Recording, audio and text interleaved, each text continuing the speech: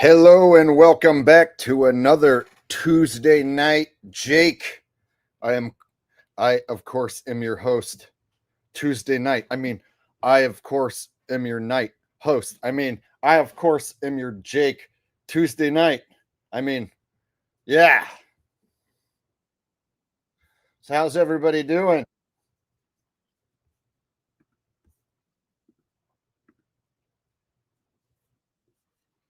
Why do I hear myself when I turn that off already? It doesn't make sense.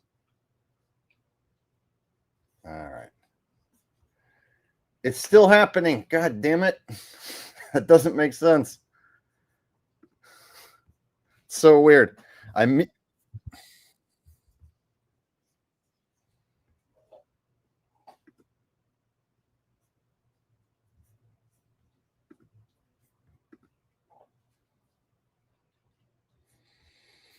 okay.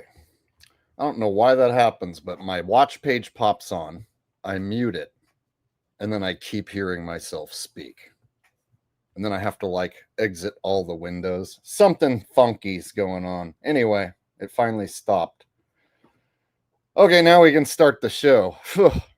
As if that wasn't an awkward start. Sheesh. All right, let's restart the show because I'm not satisfied with any of that. In fact, forget all of that happened. We're going to start with a countdown. This will make everything better, I promise. So forget that we started the show. We haven't started the show. We're going to start the show in 10, 9, 8, 6, 5, 4, 3, 2, 1, 0. It's time to start the show. It's Tuesday night. Welcome back to another Tuesday night Jake show. I am your host, Jake, and my watch page isn't popping on now and screwing everything up. So this is a much better start than the last time. And now we're off and running. How's everybody doing? There we go. That was way better. I like that one. Let's go with that beginning instead of the false beginning. Jonna says, hi, Jake, mods, and friends. Hi, Jonna. Nice to see you, dear. All right. Holden's here. He says, but first, we got fun tonight with you, buddy. All right. DCran4D said, I can't see you because the sun's been blocked. Yeah, we're going to get into that. Going to get into the whole blocking of the sun deal. And if anybody's been paying attention, they've been spraying shit in front of the sun for many years now, but they're talking about how they're finally going to start spraying some stuff in front of the sun. Don't you like when they tell you they're thinking about starting to spray some stuff in front of the sun? It's an idea that's on the table. Meanwhile, we're like, dude, we've been watching you do that for 20 years or more. What's this there's an idea to spray some stuff? We'll get into that. All right.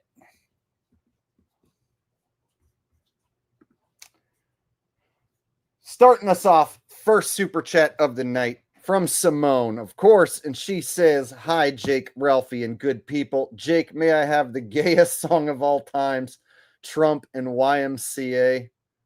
All right, just for you, because you are the first super chat donor of the night to get us started. do, do, do, do, do. It's fun to stay at the YMCA. My favorite song is freaking YMCA. They've got young men there. You know, lots of young men, and we can hang out with all the boys. Young men. You know that I love young men, so I will go there to the YMCA. It makes me happy.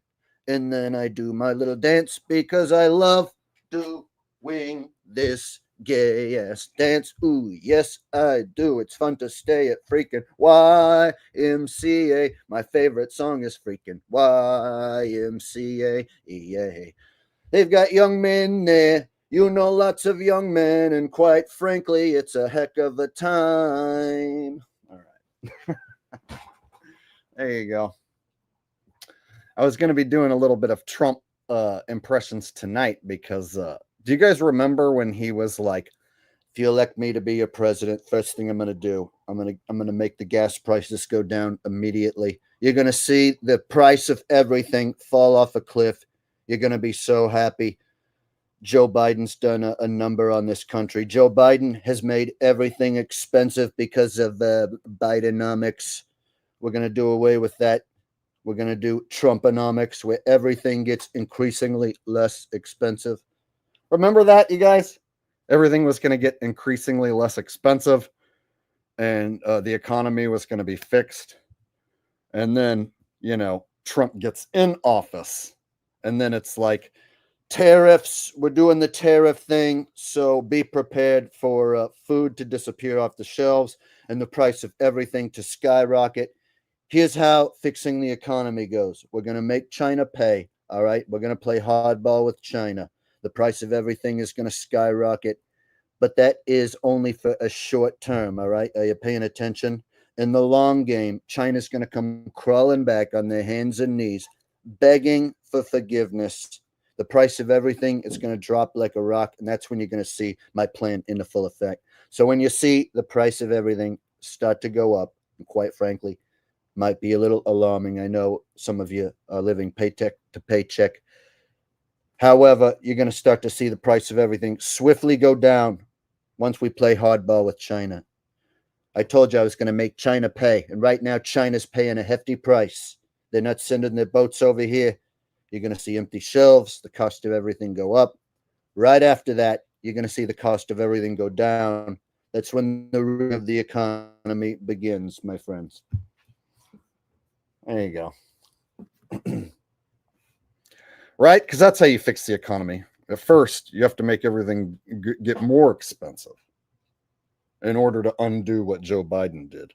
Are you still allowed to blame Joe Biden? Are there still Trumpers who are like, the reason why everything's going to get more expensive, not because of them tariffs, it's because of Joe Biden. It was Joe Biden who done made everything going to get more expensive than it already is now that he ain't president no more. Even though he ain't president no more, he fucked everything up so much, Trump's got to spend his whole 4 years trying to fix it. Can you still blame Joe Biden for everything? The Trump supporters are a lot less noisy these days, a lot less rah-rah. Have you noticed that? Even the Trump supporters starting to simmer down just a bit. All right, Simone, thank you very much getting us started with some super chat love tonight. Remember, guys, this show thrives on your support, and this is how I make a living. I'm working right now. I'm on the clock right now. So the more love you show me, the more inclined I am to keep doing this forever for you guys. All right. So let's let the fun begin. I know you guys are going to like this. $66 million experiment to dim the sun to combat global warming gets okay, but critics have called it barking mad. All right. What do you guys think of that headline? Just that headline alone. And you can tell I've been looking at scooters. So there's a scooter ad on the screen that's just for me. So don't pay attention to the scooter ad unless you're interested in also getting a scooter. So $66 million experiment to dim the sun. Gee, what do you guys see? Yeah, right. Isn't that the first thing we're all going to see? So they slap you in the face with the 66 thing, right? That's the first thing you're going to spot. This is New York Post, people.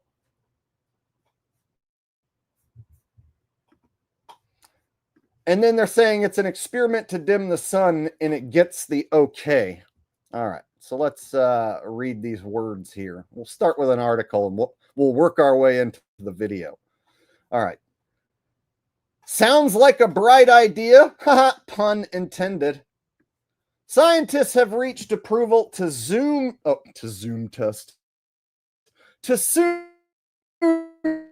test whether dim light from the sun will combat global warming. Critics have recently described as barking mad.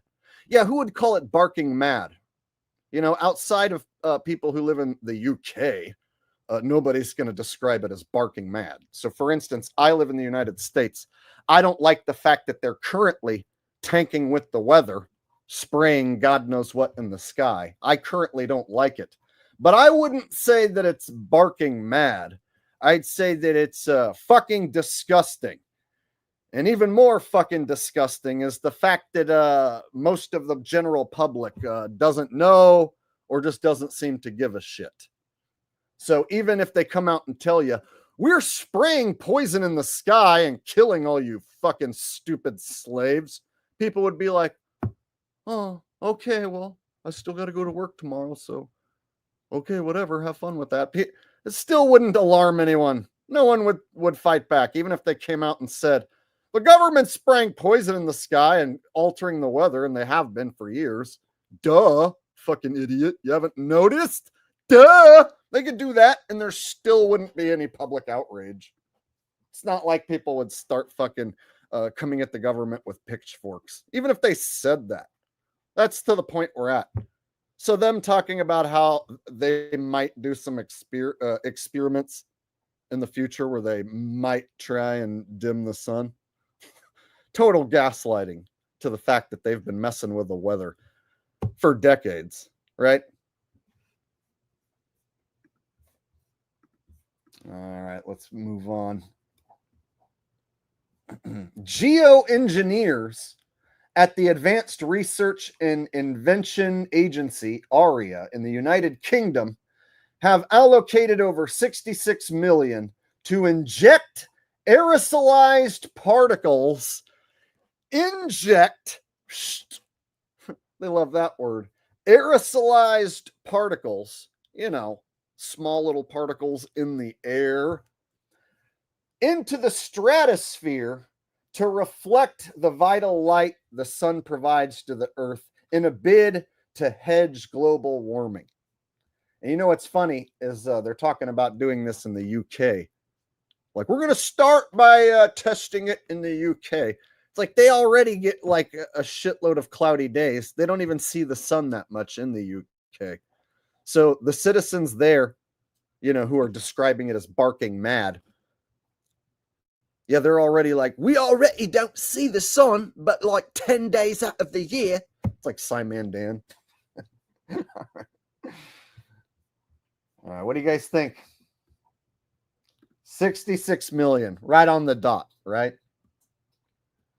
Why couldn't it have been 66.6 million? That way they could complete the gaslighting to its fullest degree.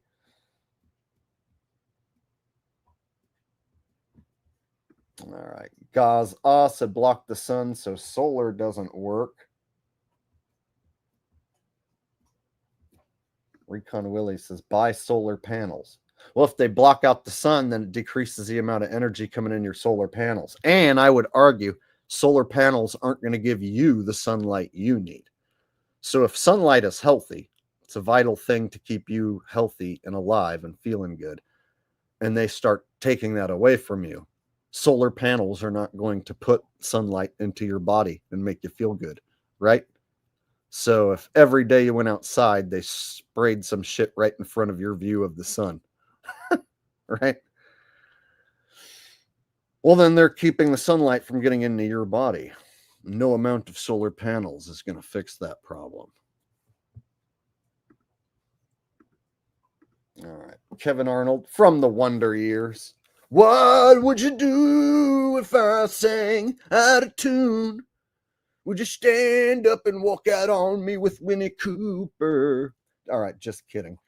Kevin says, the most important topic, thanks.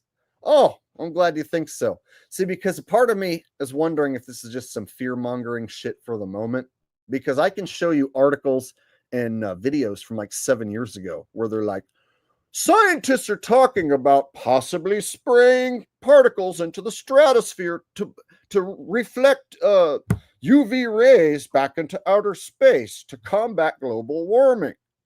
So I can show you videos that are like 7-8 years old talking about this.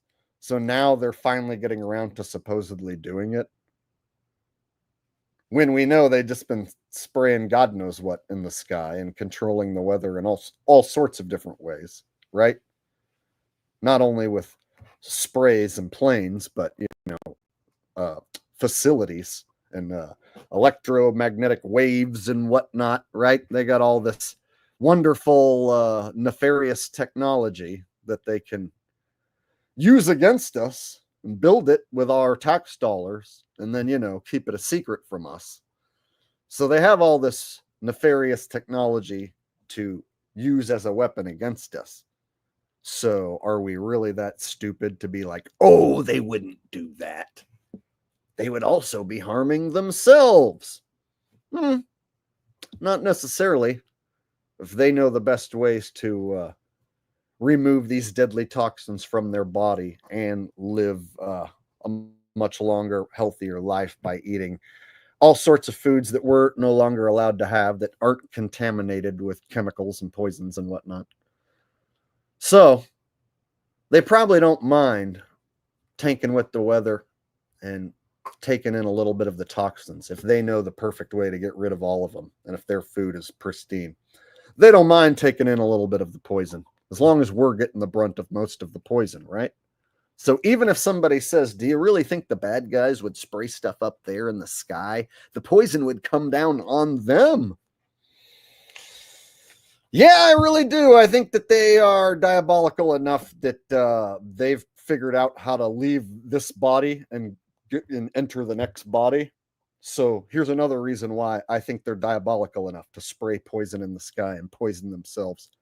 They can get rid of this body that they're in now and transfer their conscience to the next body. Then why do they give a fuck? Well, just transfer their consciousness into the next body, as they probably have been doing. People at the tippity top, we have to assume, or at least I will, are men who figured out how to transfer their consciousness from one body to the next so that they could continue with their intelligence. So rather than start over as a baby, you just transfer what you know into the next young, able body and continue. It would be a lot easier to build a gigantic billion-dollar corporation if you could keep transferring your knowledge into the next body, continue making it happen. If that makes sense. All right. Thank you very much, Kevin Arnold. What do you guys think of all this?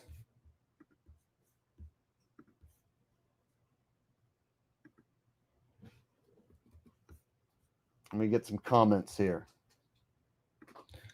Dead Beat says most people getting sick because of vitamin D deficiency. That's why they suggest to stay out in the sun, use sunblock, and lie to people and make them think the sun is bad. Yeah, I don't use any sort of sunblock or anything.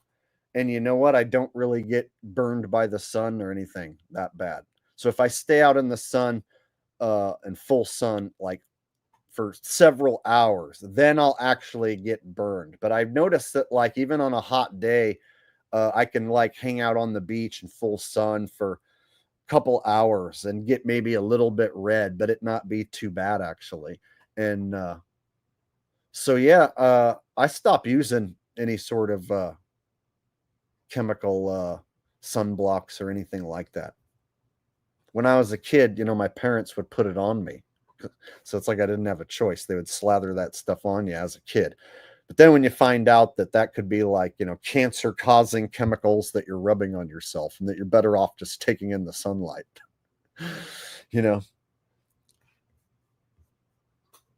All right.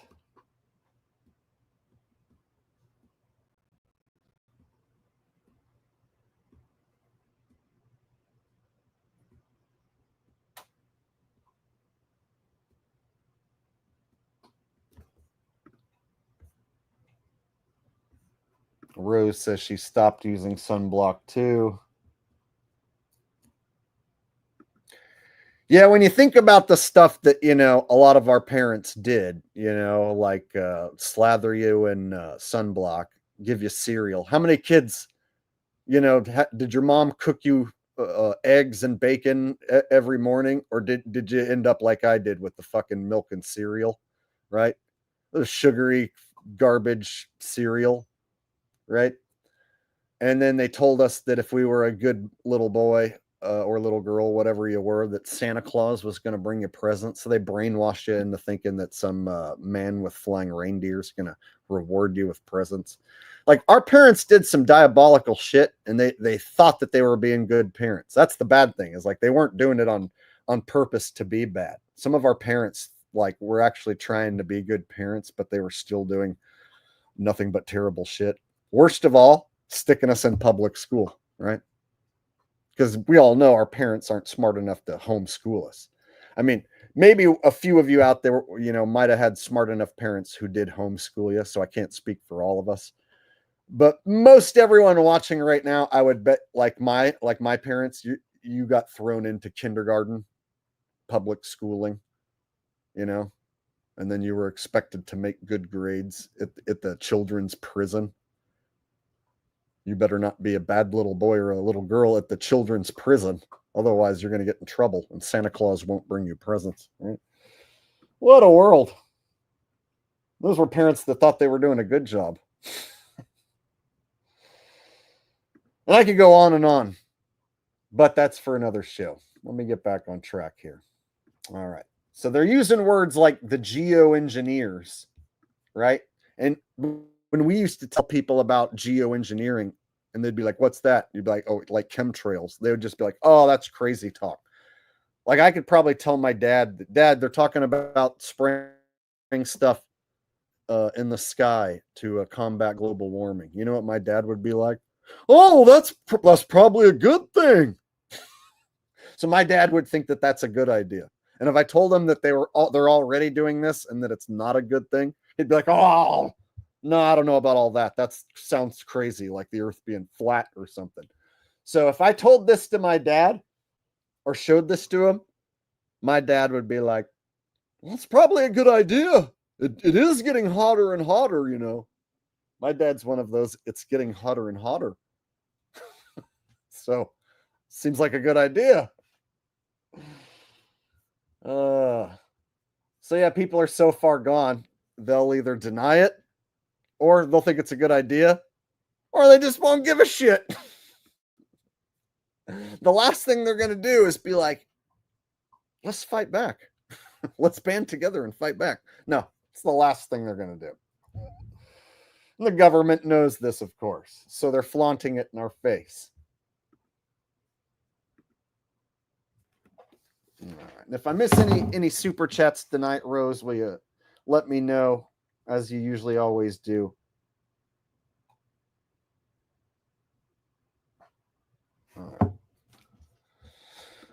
All right, let's get let me get a video up.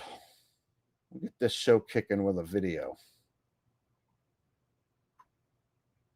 about the plan to block the sun. All right.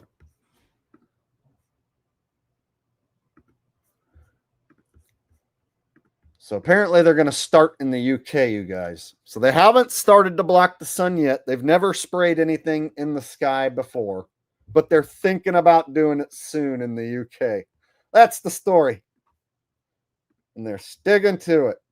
Hearing may sound a bit like science fiction, but this is real and it's funded. And it's starting, believe it or not, in Britain of all places.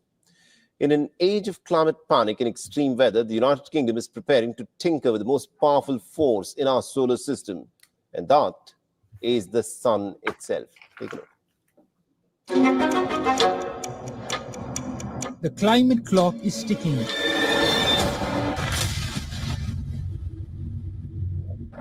Wildfires rage.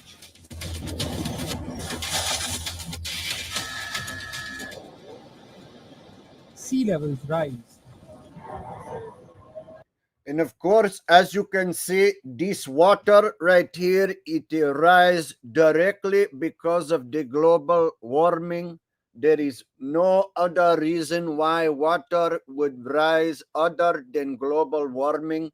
That is why scientists are ready to gamble with the climate, so to speak, in order to combat global warming. Sounds like a hell of a plan. Continue. and heat waves are becoming relentless.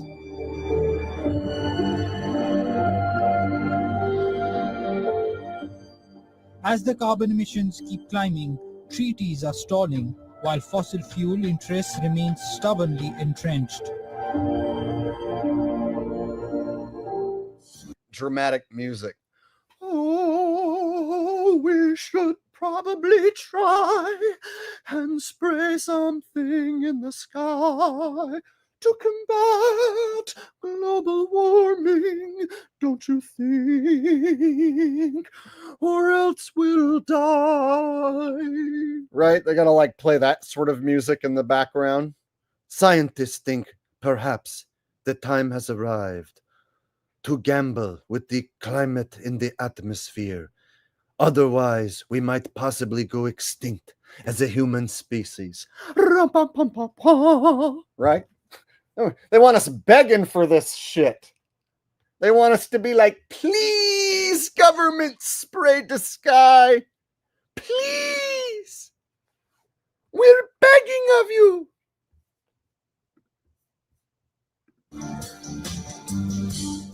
With the world on the brink, some scientists and policymakers are considering an unsettling solution. What if we could cool the Earth without cutting emissions? The UK government is preparing to fund up to 66 million There's that number again. in research aimed at dimming the sun. Yes, dimming our sun to reduce global temperatures. So they want to dim the sun in a place that doesn't get much sun. So they ain't talking about dimming the sun in a place that gets too much sun. No. So last time I checked, people in the UK, they don't bitch about getting too much sun. They're like, man, it's so hot here in the UK. There's too much sun. We need some extra clouds to balance this shit out. Otherwise, we're all going to die, right? But no, it's the opposite. People bitch about how there's not that many sunny days in the UK, right? It's already super cloudy.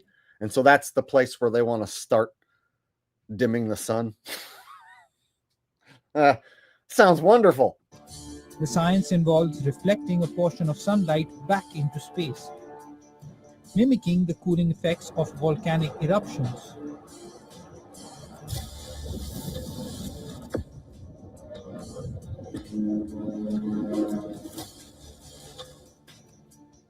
The approach, known as solar radiation management, could offer a temporary climate reprieve. It could offer temporary climate reprieve. We temporarily fixed the global warming by spraying the sun and blocking it, or spraying your view of the sun and blocking it. So we temporarily made it cooler in some places. But if you want us to keep fixing it, we're going to have to keep spraying. Otherwise, the problem, it's going to come back. See how the terms that they're using, temporarily? All right. Frank Castle said, is it possible they're just saying this to cover up a natural process of the sun dimming down in the future? No, this is more to cover their ass for the fact that they're already messing with the weather and have been messing with the weather. So they just slowly tell us that in the future they're thinking about messing with the weather. And if they do that long enough, right, then people, once this generation has died out, a couple generations down the line, they could be like, yeah, we've always been tanking with the weather. We told you that. And they'll be like, oh, yeah, that's right. It'll just seem like common knowledge that the government tanks with the weather and that it's to combat global warming. It's a good thing. So it'll just be taught that they have been doing this and it's to combat global warming, and that they're always combating global warming. They just ease it in like this, right? Without having anybody notice that they're under attack, with their weather being manipulated. The last thing they want is for people to collectively wake up to the fact that the weather's manipulated, because then they might have a rational thought like, hey, wait a minute. What about all those crazy tornadoes and floods? Did you guys control any part of that? They don't want to have to answer any of those questions. How come you didn't use any of this technology to stop one of them hurricanes from flooding one of them cities, right? How come you didn't stop those tornadoes coming in by spraying some shit in there and neutralizing them? We're trying to figure out how to do that, but first we have to block the sun. Before we can figure out how to stop a hurricane from destroying a city, we're going to need to block the sun first. We got to get rid of this whole sun problem first. Okay? And then we'll figure out how to stop hurricanes from destroying cities. Huh? Okay, deal. That sounds like a good idea. Let's block the sun first. And then they're going to figure out how to stop those tornadoes and hurricanes from ripping our houses and shit apart. Deal. All right, let's fork over the 66 million. I trust these motherfuckers are going to do the right thing. Why would they lie? Thank you, Frank Castle, for your donation. Hopefully that answered your question and a whole lot more. But it also opens the door to immense uncertainty. It may sound cool, but it has many pitfalls. This strategy could theoretically offset global warming. It's a plan B, a planetary sunshade. But critics warn it's also a Pandora's box. Shift too much sunlight and you could derail monsoons, disrupt agriculture, or spark new geopolitical flashpoints. And who decides how much sun the world gets?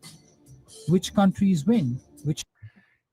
So far, he isn't mentioning the fact that, humans down below are going to absorb whatever they're spraying, right? And what about the health effects of the people?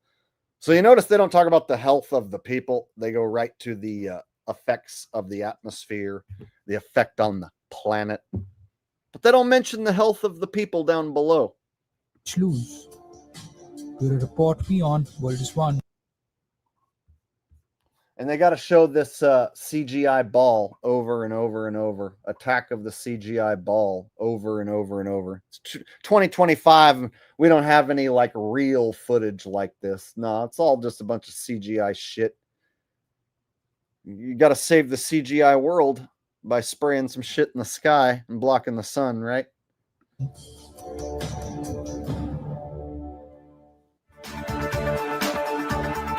All right.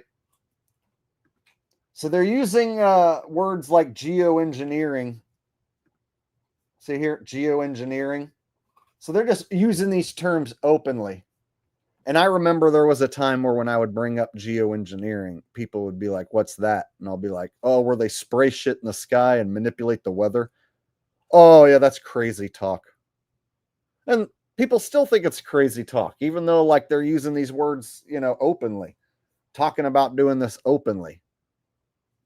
When anybody who's been paying attention notices, the weather does some funky things in some places.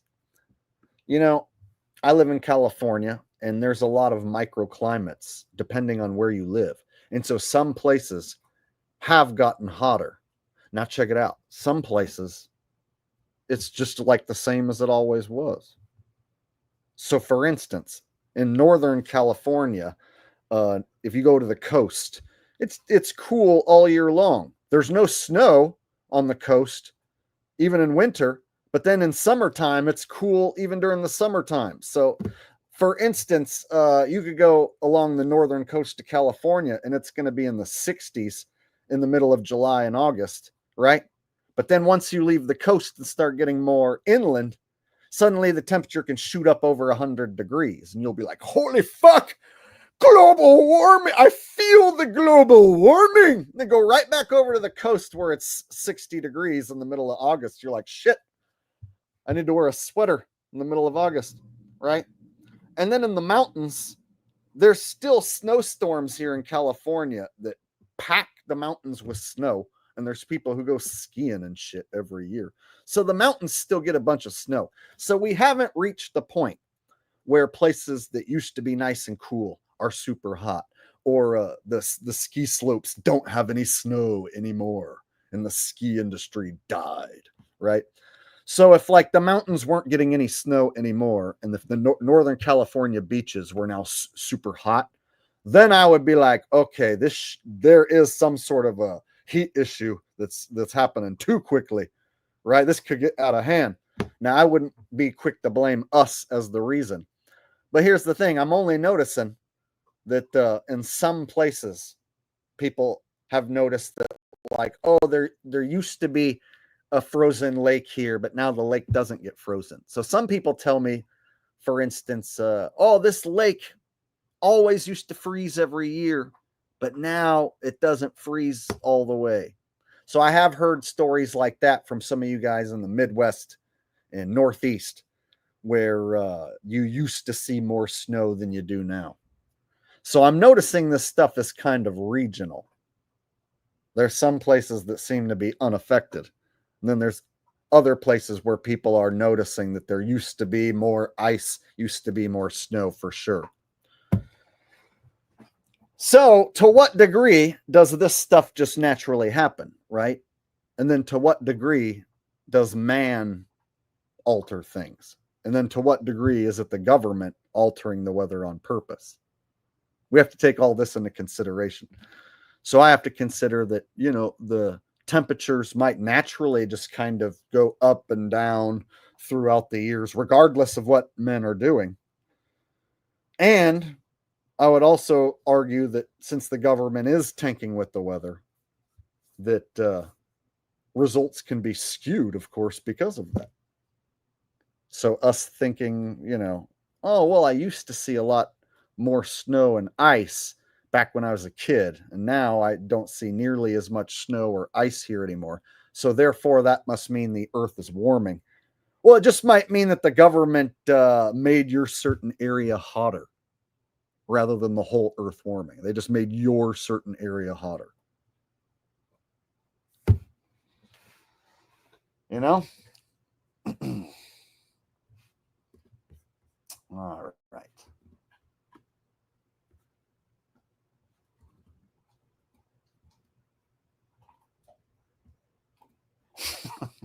Don't worry, y'all. Trump will save us all. So, as you've heard, you might see grocery prices shoot through the roof. In fact, you might see groceries disappear off your shelves. It might turn into a Hunger Games situation. You guys might be fighting amongst yourselves to survive. But just wait it out. Just get through it. Don't panic. We're going to play hardball with China. China's going to come crawling back on their hands and knees, begging me to lift the tariffs. And they'll even negotiate with me, all right, to lower prices, lower than they've ever been in the history of prices.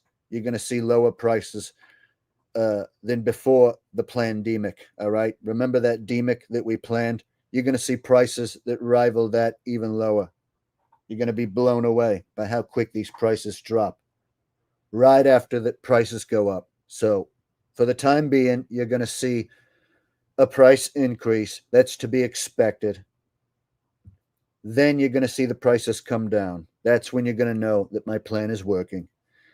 And quite frankly, around that same time is when you're going to see the implementation of Trumptricity in all your homes. That's when we're going to bring China to its knees. China's going to pay a swift price. I told you China was going to pay. And right now, China's paying, baby. Oh, yes. China's paying.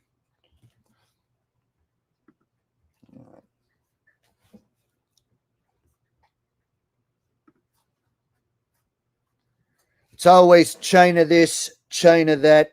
Quite frankly, the reason why, billions and billions and billions of China. China over here, China over there. Quite frankly, people talking about China everywhere. China so much all up in your underwear. China up atop, China down low, China, China. Everywhere you go. Let me tell you something. After these tariffs do their work, after we work over China, they're going to come crawling back on their hands and knees, like I told you before. You're going to see the price of everything drop like a rock. Don't buy that new iPhone now. Wait until after prices drop.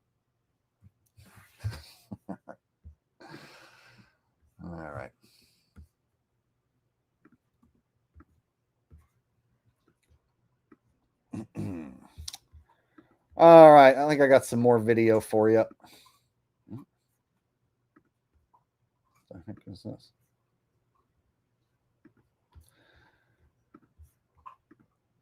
All right.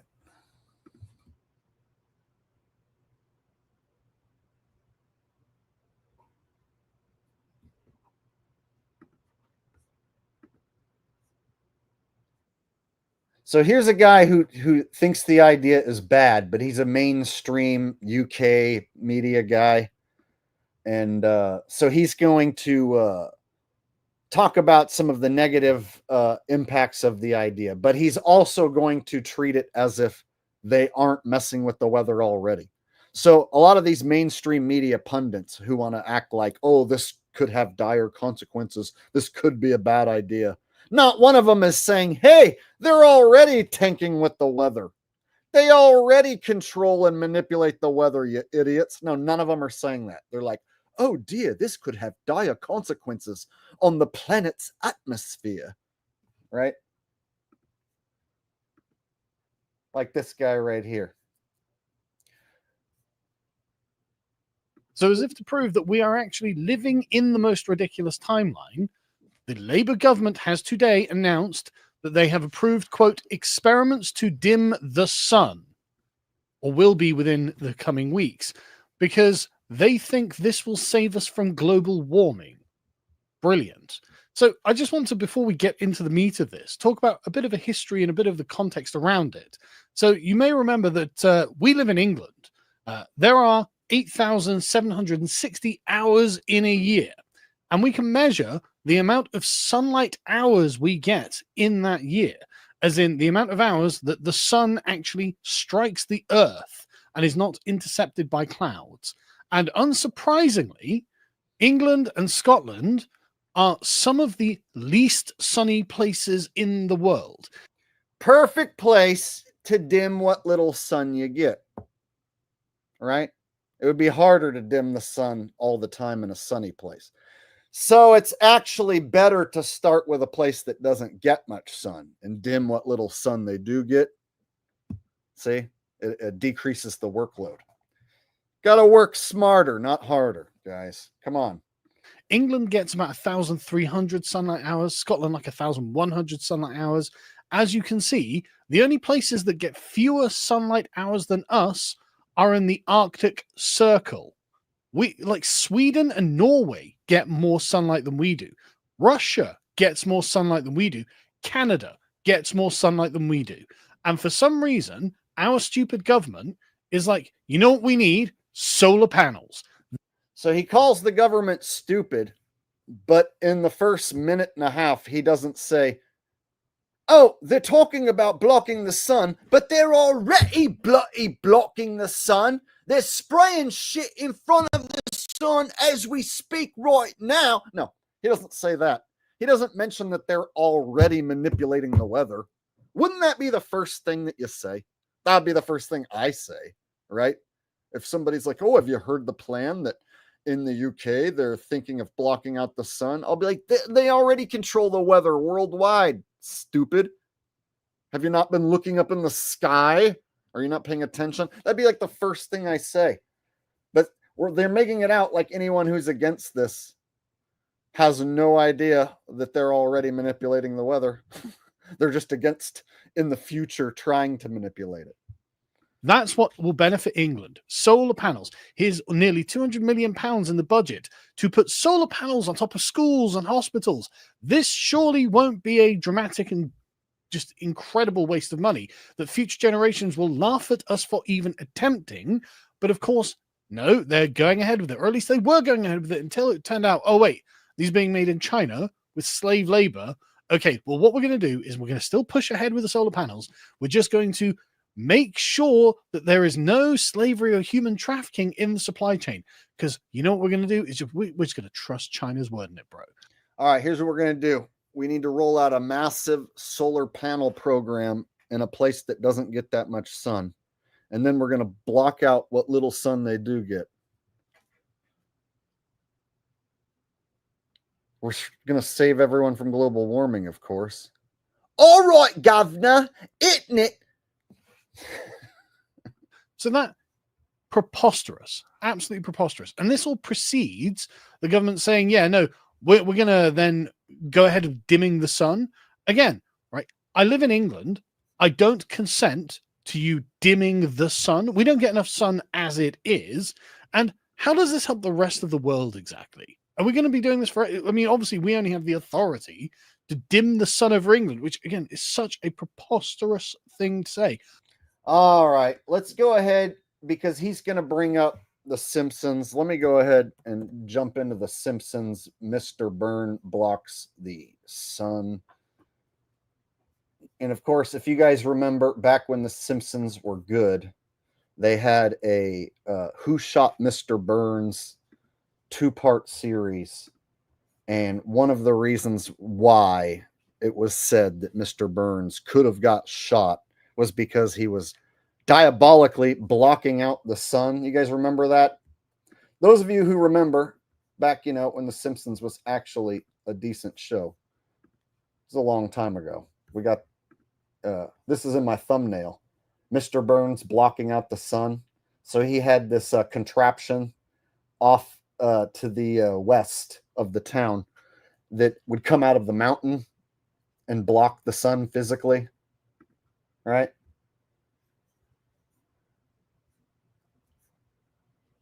And it would block the sun like an eclipse, and it would mechanically stay in front of the sun. So this, of course, later on leads to a bunch of outrage against Mr. Burns, and Mr. Burns is like, soon all the homes are going to be running on Burns electricity. Right? So all the electricity that I guess, comes from his power plant. Now everybody's got to run their home 24 hours a day, on Burns electricity. So that was like the evil plot. And we know that the Simpsons can foreshadow stuff that happens, in real life, or that happens in scripted world stage life, in the scripted news. So the Simpsons foreshadow what happens on the scripted news oftentimes. So we have to look at this old episode of Mr. Burns blocking the sun, and then look at the story that's out recently about them wanting to block the sun. So then we'll go from there, and I'll draw a few conclusions for you and a few comparisons. And we also have Mr. Burns being shot.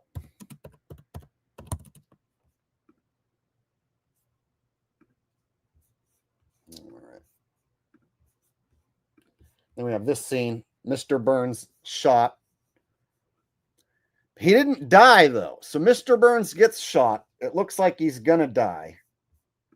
But then he survives in the hospital. It's a 2-part cliffhanger episode. Who shot Mr. Burns? And then it turned out Maggie accidentally shot Mr. Burns. So it wasn't done out of any nefarious reason. So it ended up just being some funny, ending where the baby accidentally shoots Mr. Burns. However, there is a moment before we figure out that it's Maggie where you see this dramatic shot of Mr. Burns with a hole in his chest flump over on the it was a sundial, and he points to west and south, or if you turn it upside down, Maggie Simpson. Bum bum bum. Anyway, so when I look at this and I'm like, okay, blocking out the sun, they're talking about that now. That was a famous episode where Mr. Burns blocks out the sun for evil, nefarious reasons. So then we have to figure, okay, who is associated with blocking out the sun? What character on the world stage is known as the evil, nefarious guy who wants us all dead and wants to control the population? You guys tell me, who is the person on the world stage who gets attributed to these evil, nefarious programs, like geoengineering and controlling the weather? Exactly. Mr. Billy Goat. Billy Goats, we'll call him. So, as I've told you guys many times, it's the government who does this, but they have these characters inserted in front of the evil, nefarious thing that they're doing so that you aim your focus, all your negative attention, all your hatred, you aim it at the character. So they have millions of people who think they're awake, who think that Bill Gates is the evil guy doing the evil stuff. It's not Bill Gates, you guys. Bill Gates is some character on the world stage. They probably have, 5, 10 different Bill Gates that they've used by now. It's just a made-up guy. And the reason they have a made-up guy is because if you're mad at a made-up guy and you focus your anger at a made-up guy, well, then you're not focusing your anger at the actual government. And that's where they want you. Oh, you're mad? Let's have them be mad at this fucking made-up dude. They'll think that this made-up guy is the one doing it to them. And they'll piss and moan and do nothing but bitch about this made-up guy. We'll fucking control the weather. And if any of them figure it out, we'll blame it on a made-up guy. Straight up. So the people who do think they're awake will fall for fucking, it's Billy Gates who's doing it. Billy Gates and Oprah get together and plan how to do this stuff. They've got these puppets who they wheel out on the world stage. Evil ones, good guys, bad guys, right? They want you focusing your anger and your hatred on these puppets rather than the government as a whole. So they got the idea in your head, many people's heads, that, yeah, the weather is being manipulated, but it's by this one evil guy. So follow me here. Ralph, stop. I made the mistake of throwing Ralph's ball across the room once, and now he just wants to keep playing.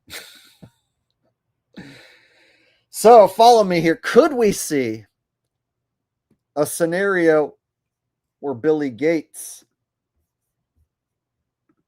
makes his exit from the world stage in grandiose fashion, and they can convince the sheeps at home that some crazy person shot him?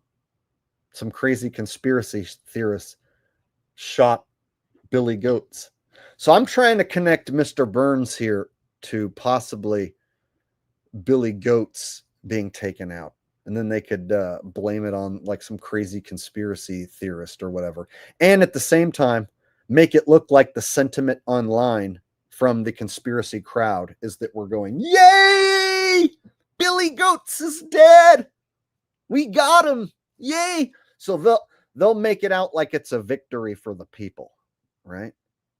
So if they were to fake Kill Bill, if you will, if they were to fake Kill Bill, if you will, right?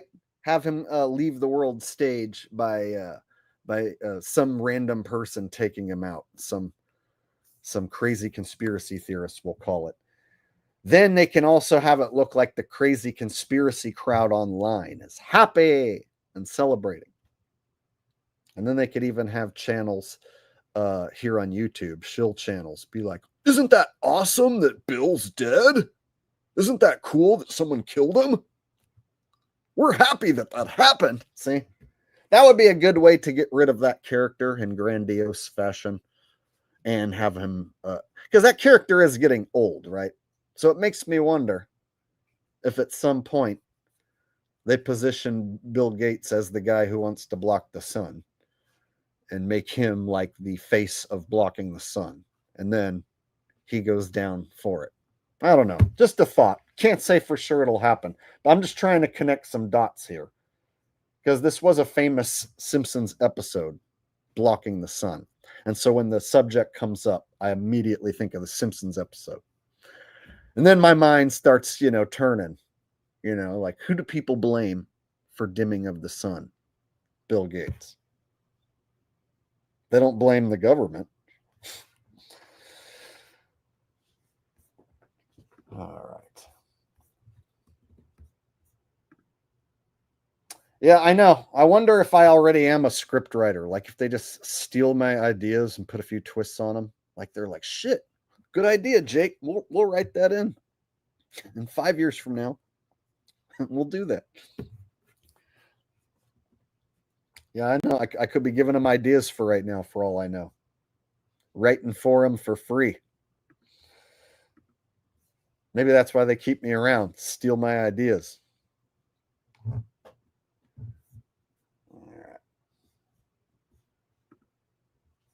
So let's get back to the video, because he does bring up The Simpsons. So now that I've covered that, just in case anyone didn't used to watch The Simpsons or missed that episode, now you're caught up. So when this guy brings it up, you'll know what I'm talking about, or what he's talking about. Lint Away Duct Cleaning said, Jake, as a fellow content creator, I always appreciate your insights on life and motivation with creating content and sometimes getting away to nature. You deserve a silver play button, brother. Well, perhaps this next NFL season, I'll cross the 100,000 mark. You know, all it takes is a couple videos that blow up and get going. And this last season, I was blowing up and going crazy. And then when I stopped doing the picks, I stopped getting as many subscribers. So this last NFL season, I didn't get as many subs because I stopped doing the picks. So I was thinking of doing membership only picks. The problem is if I do picks, then on weeks where I have bad picks, it makes me feel shitty. And then people get mad at me. So that's the only bad thing about doing picks. But I've thought about if I was to do picks and do memberships, and maybe this next NFL season, I might be able to make it to 100,000. But I'm also considering I need to change my name. I just been dragging my feet. So I'm thinking that at some point this year, I need to get rid of asshole. Like I'm sick of being Jake the asshole. And so it'll probably help if I'm not Jake the asshole. Because as you guys know, if you try and search Jake the asshole, you have to type out the whole thing. It won't just pop up if you type in Jake the ASS. It won't pop up unless you type out the whole thing. So I'm wondering if I change my name, if I'll finally get shown in search results. And it doesn't just happen to me. There's actually a channel that has hundreds of thousands of subs. A guy called Jacob fucking Jones. There's a channel called Jacob fucking Jones with hundreds of thousands of subs. And you have to type out his whole name too. It won't show up. So if you type up Jacob fuck, it's not going to be like Ing Jones. So the same thing happens to other channels that have cuss words in their name, not just mine. So I'm thinking it would probably be beneficial for me to get rid of asshole, and that having asshole in my name is probably what has kept me under 100,000 for so long. So I probably would be well over 100,000 if I got rid of the asshole out of my name. So at some point, I just need to stop being lazy and create, new artwork and thumbnail and all that shit, and just pull the trigger on the new name.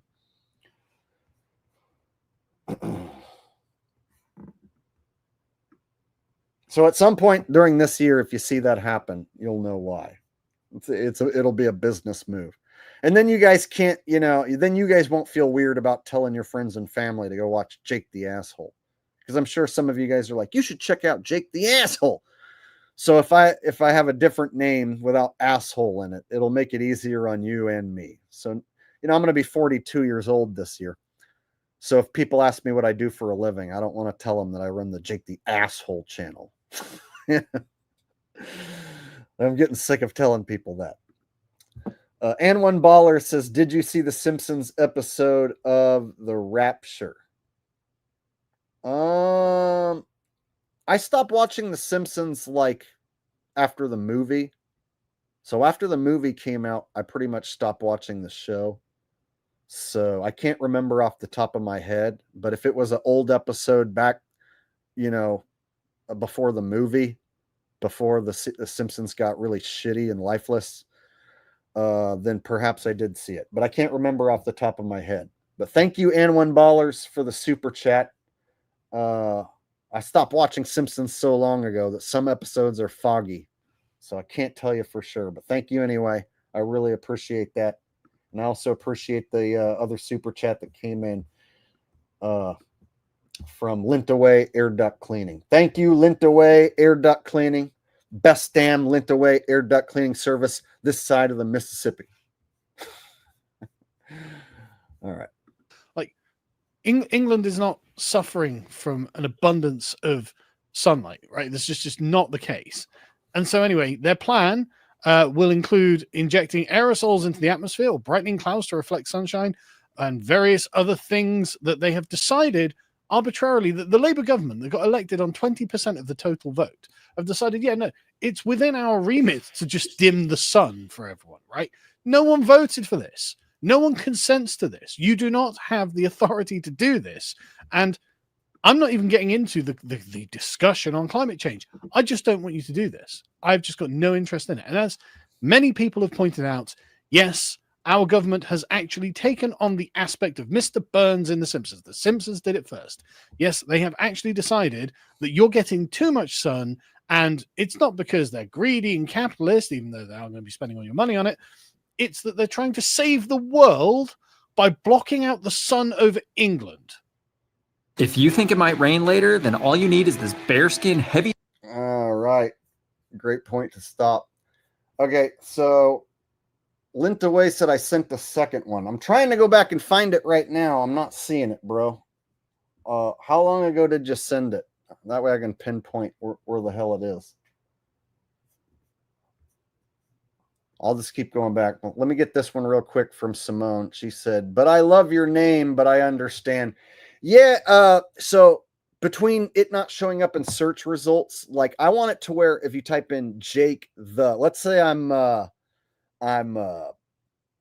Jake the Amazing Truther. I'm not going to change it to that, but let's just say it's Jake the Amazing Truther. So if you typed in Jake and then and then A and then it'll be like, you know, and it'll finish spelling it. I want that to happen. I want it to start typing it out for you, finish the search for you the way it does for everyone else, you know? So you don't even have to be that big of a YouTube channel. And if you start spelling out the name of the channel, as long as you have some people searching it, it'll pop up. But if you have a cuss word in the name, then it won't show up. So I'm thinking simple stuff like my name having a cuss word in it is slowing down traffic to the channel.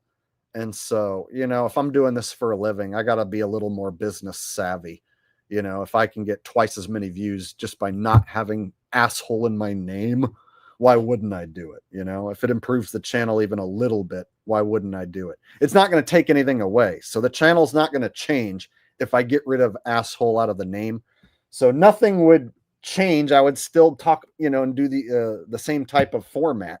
I'd still do these same streams the same way. It'll just be under a different name that's hopefully more searchable, shows up, you know, in more search results. So thank you very much, Simone. I appreciate the second super chat being sent my way. So let me go back and find Lintaway Air Duct Cleaning's super chat that I missed. Apparently it was about Pat Truthner.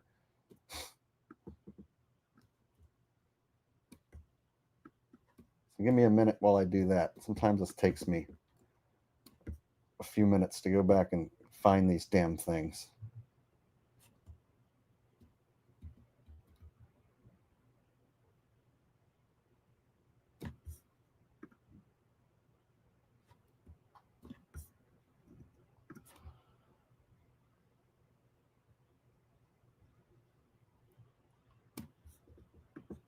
Oh my God. Such a pain in the ass to fucking search these sometimes.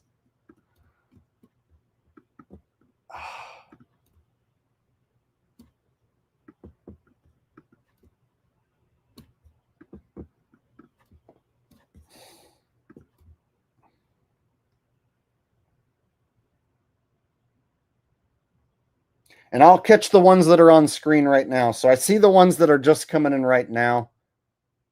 I'll catch those ones in just a minute. I'm trying to go back and get the one that I missed from Lintaway. Now I'm wondering if I scrolled past it or what, because I swear I'm going back a long ways and I don't see it.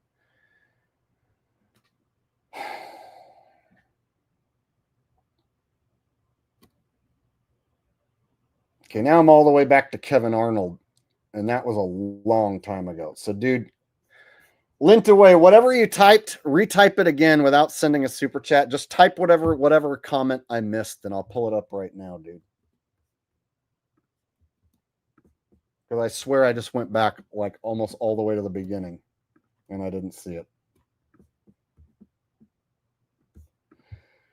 Said, I've always felt I had an inclination toward the truth, but you really opened my eyes to the next level, especially with how many shills are out there.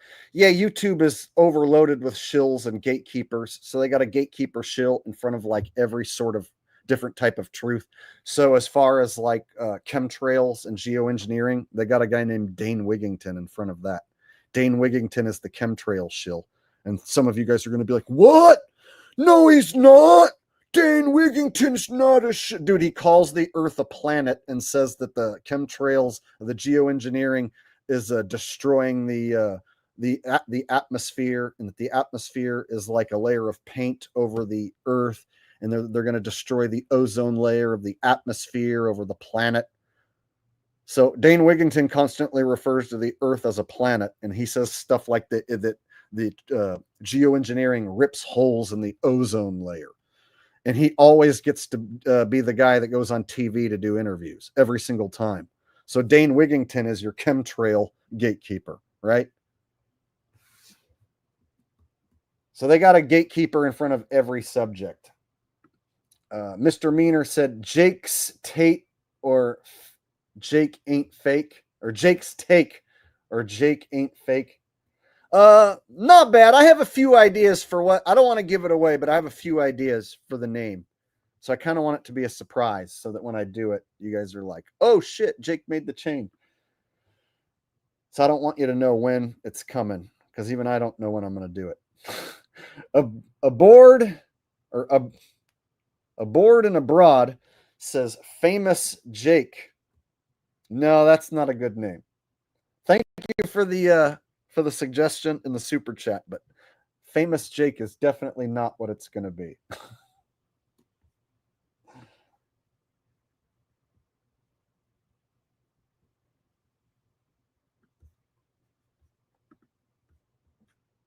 All right.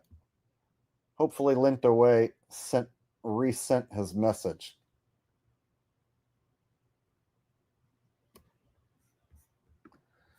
Lint Away Duck said I found you from Pat Truthner.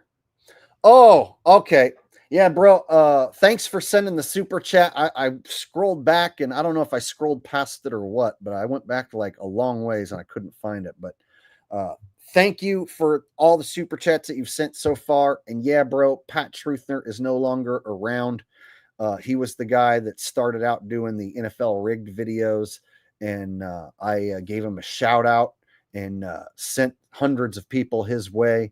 And then he stabbed me in the back and said that I saw an airplane and lied about it, and like tried to basically like get people to stop watching me by like regurgitating some shit that Russian videos said in a hit piece video. And so at that point, I decided I was going to make NFL rigged content on my channel and go head to head with them the next season. So the next season rolled around. I started making my own NFL rigged content, and then he flipped his wig. Like he lost his mind when I did that. And so he made all these hit piece videos and slander videos, but I just kept on making better content than him over and over again, and kept getting more views than him. And it drove him so crazy, he eventually stopped making NFL content. And then he just took his channel down. He tried to do poker content and it flopped. He tried to do fishing content and it flopped.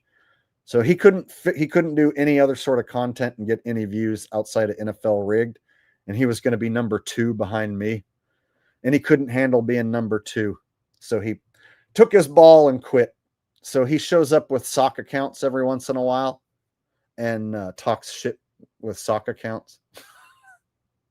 He'll say something like, oh, you went to Las Vegas and bought hookers because that's the only way you can get a girl is by buying hookers in Las Vegas. I always know it's Pat when he starts talking about hookers in Las Vegas. because he's the only one who brings that up. So yeah, he uses sock accounts where he pretends to be someone else so that he can accuse me of going to Las Vegas and getting hookers. All right.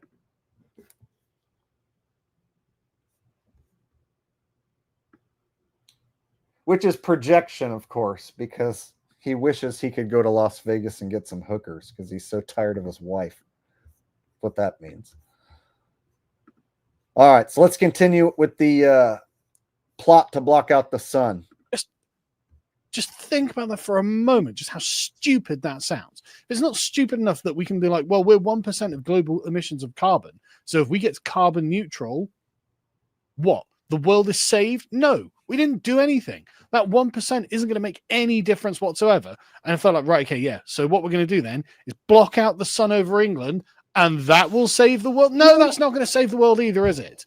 Even if everything you said was right, that's still not going to work. So would you just stop being openly evil for 5 minutes? Like, what you're planning is the most horrific thing. Like, it's people get depressed in bad weather, right? People get depressed when there just isn't enough sunshine because we need the sunshine. We actually, as humans, are kind of reliant on it in multiple ways, such as producing vitamin D in our skin. So you're going to create a load of people who get sick for seeing the sun enough. And they're like, yeah, well, it's either this or the world blows up or something in a firestorm. It's like, that's not going to work. You are moronic and it is embarrassing. And the thing as well, this isn't even new. And you're going to get called a conspiracy theorist for suggesting this. As the Independent in 2021. Bizarre conspiracy theory claims Billy Goats is trying to block out the sun. See there? That's why I made that connection that I did earlier, y'all. So look at this. They use that same thumbnail that I have, right? That same picture of the Simpsons and the blocking out the sun. And then it's tied into the headlines. Bizarre conspiracy theory claims Bill Goats is trying to block out the sun. So that's when I started to put 2 and 2 together from that episode. Mr. Burns gets shot. So what if we see Billy Goats get shot? And then they make it out like it was some crazy conspiracy theorist who did it.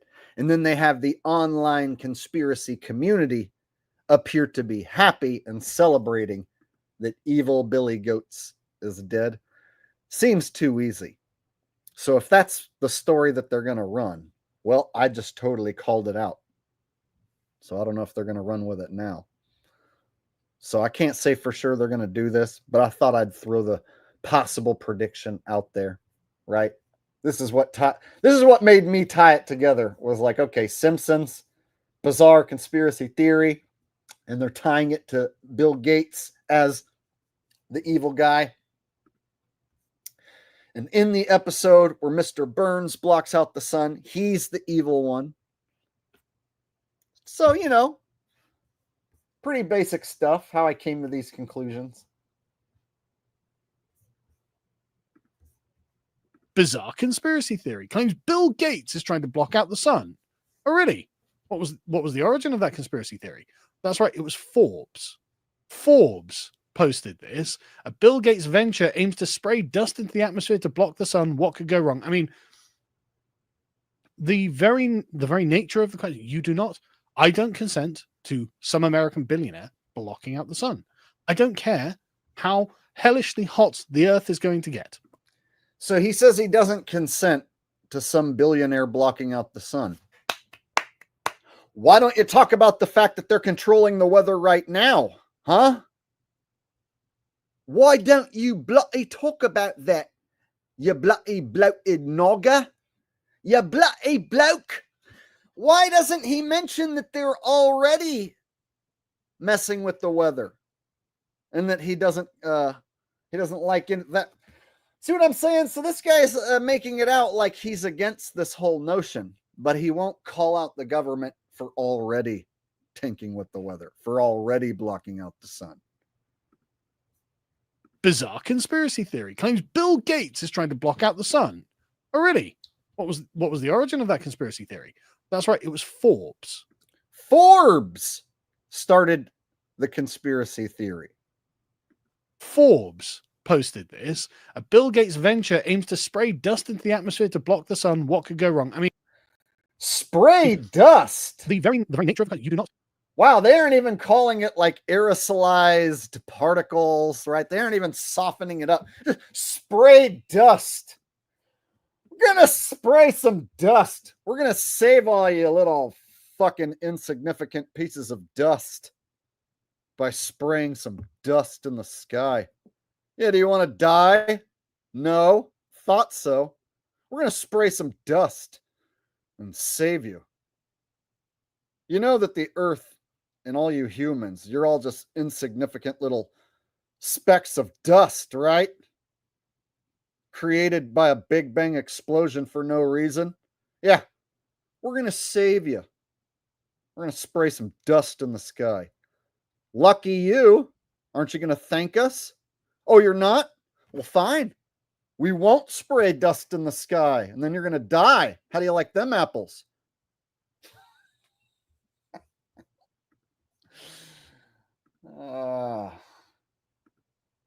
Spray dust into the sky.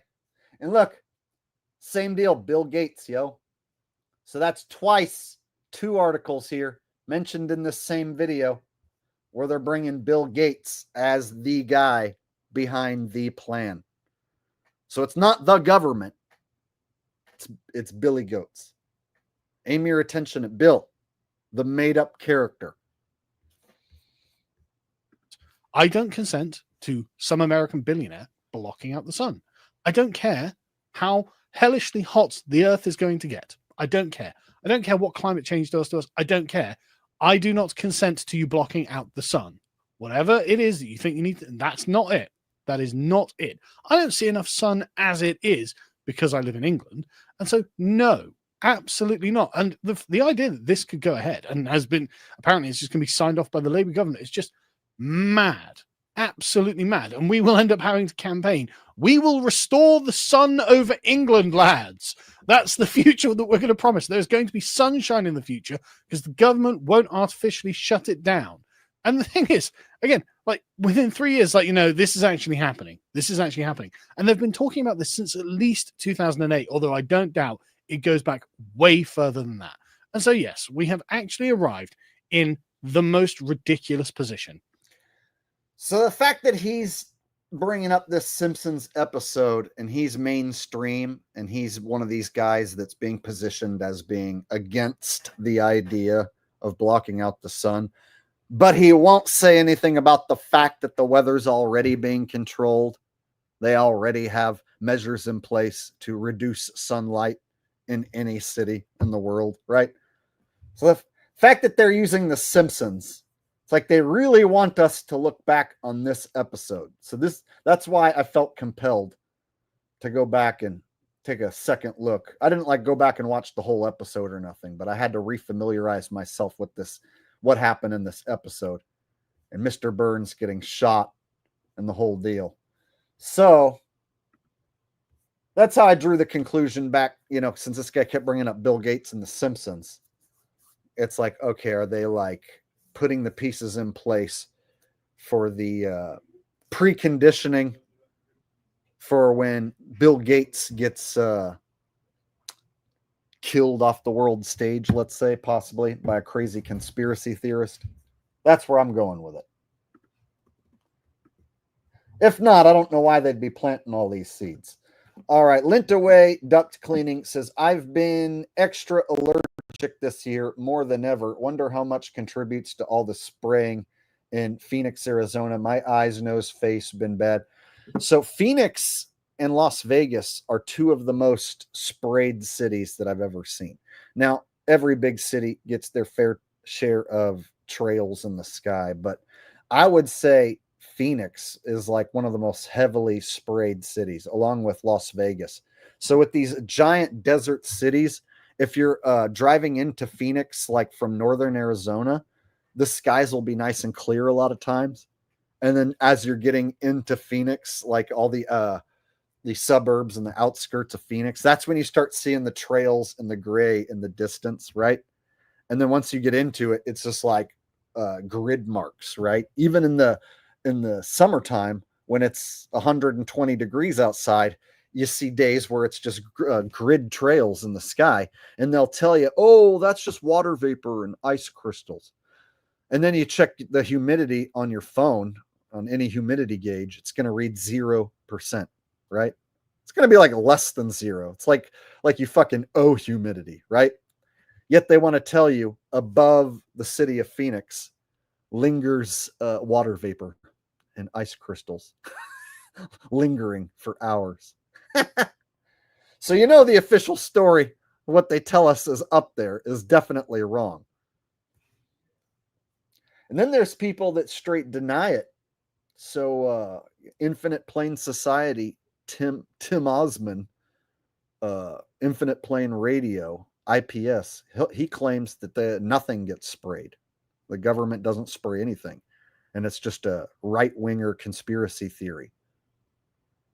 So there's channels that claim nothing gets sprayed in the sky at all, and that's just some truther bait conspiracy trap, which I don't agree with that take at all.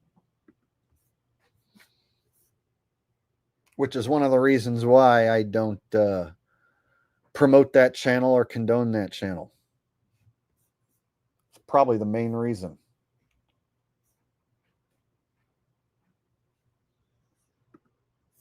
Loose Sapphire said, spraying was practiced and mastered through the biological experiment known as the Vietnam War. They used many chem agents such as Agent Blue, Green, Red, Yellow until they hit gold with Agent Orange. That reminds me of the scene in the movie from Forrest Gump where he was like, well, I was in Vietnam. It rained a lot. We got sideways rain that seemed like it was coming from the ground going upwards, right?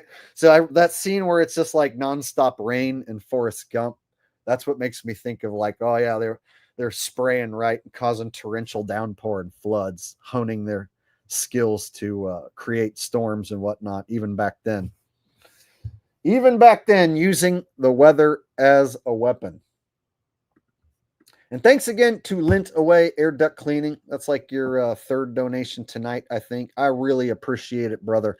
The super chat donations are the biggest revenue source that my channel receives. So basically, your guys' contributions to this channel is the biggest revenue source that the channel gets all year long, even more so than the ad revenue.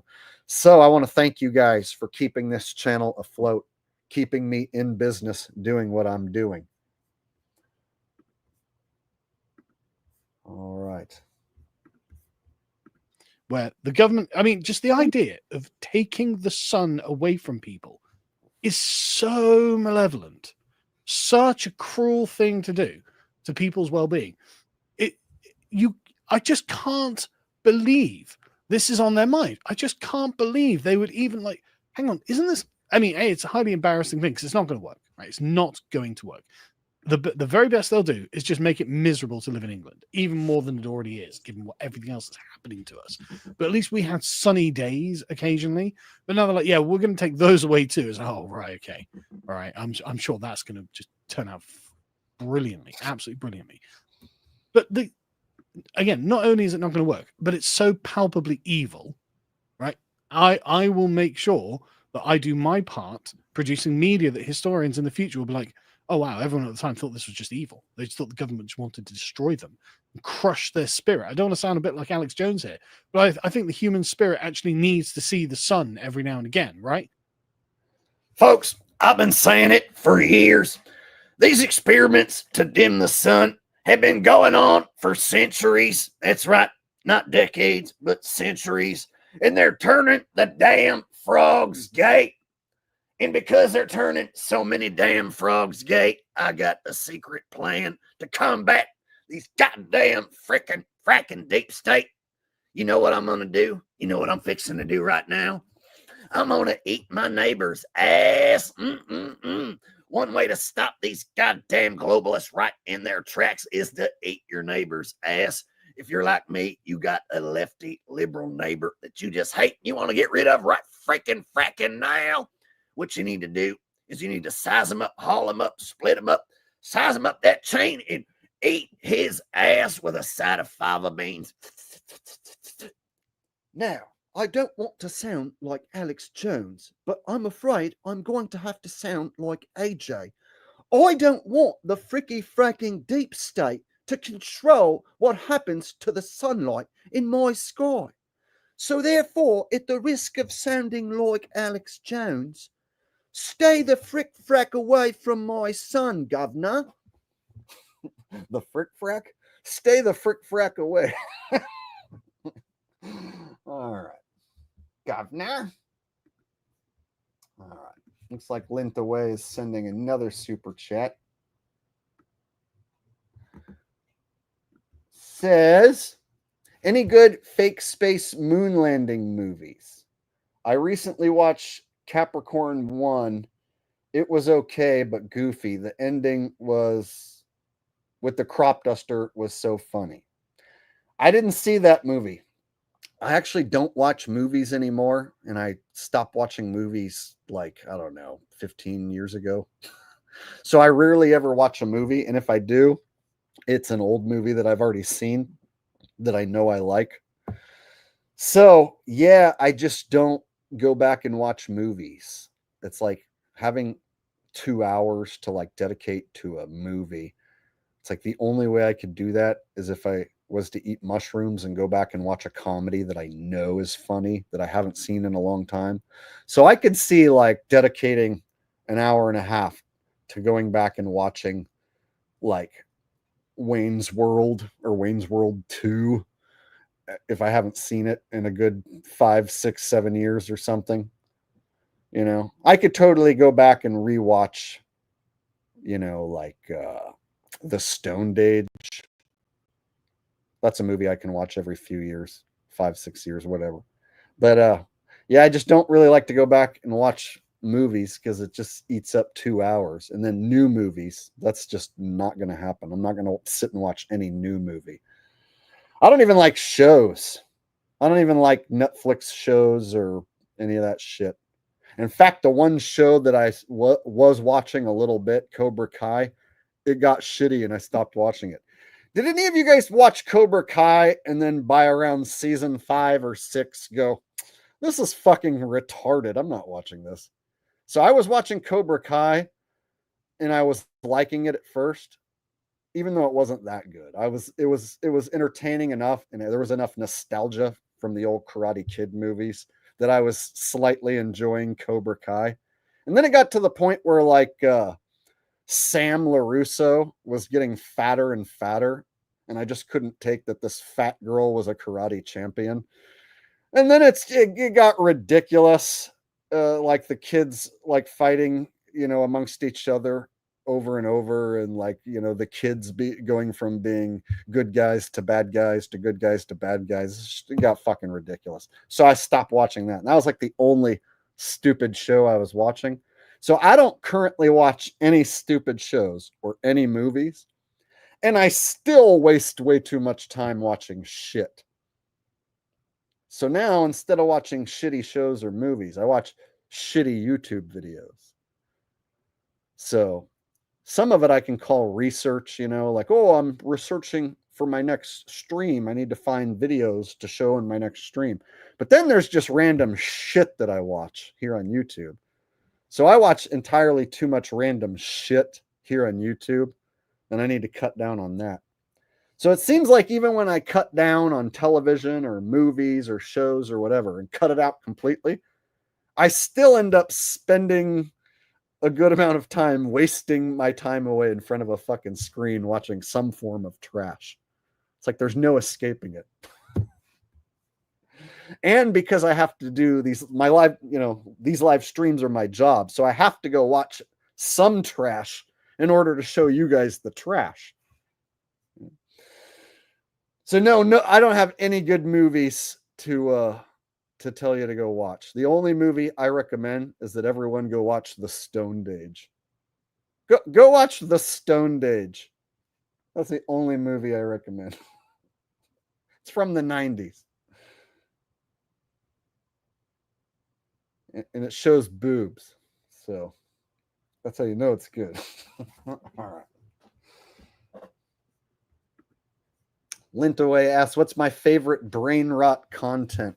So I watch a advantage slot machine player dude who like lives in Las Vegas, and I pick up tricks from him. So I'll sit and watch like an hour of a slot machine dude, but it's not really brain rot because it like teaches me some new tricks about slot machines. And then what else do I watch?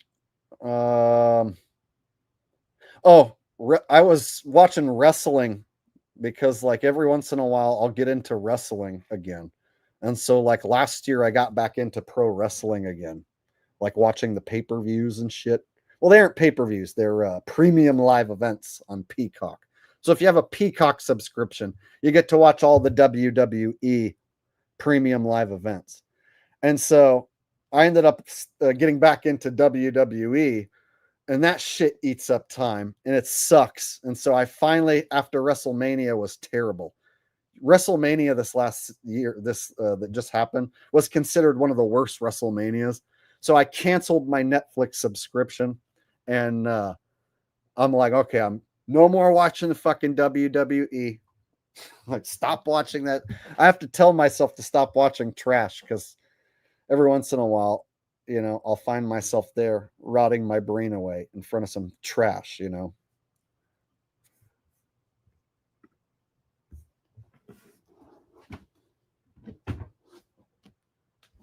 All right. Yes, WrestleMania this year was god awful. It was world renowned that it was like one of the worst WrestleManias. So basically, people all over the internet are bitching how bad it was. And then in Las Vegas, the event was in Las Vegas, so they sold tickets for higher than they've ever been. So the ticket price was like for the highest seat, the farthest away from the ring, like $400 per day, and it was a 2-day event. So you got to drop minimum like $800 on tickets for the shittiest seats. And then to get close to the ring, 4 or 5 grand. Some people like to sit next to the ring. It was like 10 grand. Imagine paying 10 grand to watch the worst WrestleMania ever. And then you still got to pay for your hotel room, overpriced food, you know, Uber rides and all that shit, you know, from the airport and yada, yada, dude. To fly into Las Vegas, book a hotel, and go to WrestleMania, you would have dropped thousands and thousands of dollars, and it was considered the worst WrestleMania of all time. Yep.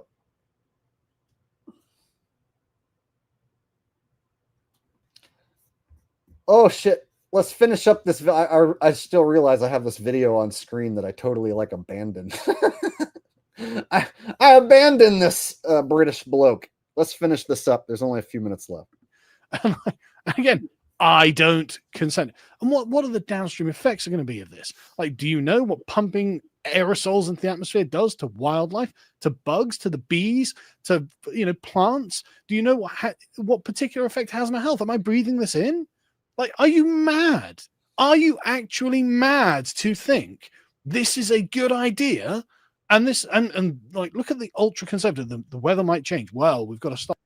Looks like we got a troll in chat. I think he's trying to be funny. I don't actually think it's Pat. I think this is just somebody just trying to stir shit up, just trying to be funny.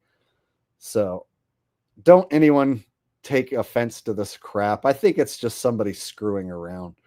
It's not Pat's style to come back and use that profile pic and call himself Pat Truthner too. I don't think he would come back like that and say something like this. It doesn't fit his personality. So this is just somebody trying to get a rise out of people in the chat. So the best thing to do is just laugh and don't worry about it. Stop that. So who the hell do you think you are, bro? You're not the guy who decides what the weather should be tomorrow. And you shouldn't be that guy. You're, in fact, the incompetent Labour government. And think about this, just the scope and the magnitude of the catastrophe you may be ushering in. And that's... All right, so he's talking about, you know, it could be a problem, but again, he hasn't mentioned at all that perhaps some of the weather maybe has been messed with in the past. Perhaps some of these experiments have already done without the public's consent. No, he doesn't go into any of that. He doesn't show us the patents for any of this stuff that exists from 20, 30 years ago. Nope. Just talks about how he doesn't think it's a good idea. So this is what they have mainstream pundits doing who don't agree with it. They're just saying that they don't think it's a good idea. That's like, you know, a worst case scenario. Best case scenario, you just make everyone more miserable. And like I said, it's not going to work. You are not going to save the planet by making sure there's no sun in England. You guys are mad, absolutely mad. And just the very, oh God, I can't even describe how preposterous this is. And the thing that bothers me. Okay, Mr. Meaner says, it's bugging me. Is this guy Sargon of Arkad, Jake? This guy is You may Akkad Daily. I've never watched this guy before, but he was talking about the blocking out the sun, and then he was also bringing up the Simpsons, and he was acting like he was a proponent who's against it, right? Like he doesn't agree that this should happen. But he, of course, like I said, throughout this entire 11-minute video, he won't bring up the fact that they're already manipulating the weather. He hasn't bring up, you know, HARP, for instance. He hasn't talked about, you know, that the sky already looks like a grid pattern. So he hasn't brought up anything. And look how many people, 7,000 comments, 166,000 views. So this video got a ton of traction. This guy's got 353,000 subs. So this is a mainstream guy, right? So they position a few of these pundits as detractors from this plan, but all they're going to tell you is they don't think it's a good idea. They won't give you any evidence that this shit's already happening. Thank you very much for the super chat donation. I appreciate that. All right. Be ushering in, and that's like, you know, a worst case scenario. Best case scenario, you just make everyone more miserable, and like I said, it's not going to work. You are not going to save the planet. See, calling Earth a planet, it's not going to work, so just don't do it. All right, so that's the best you get out of the British mainstream. All right.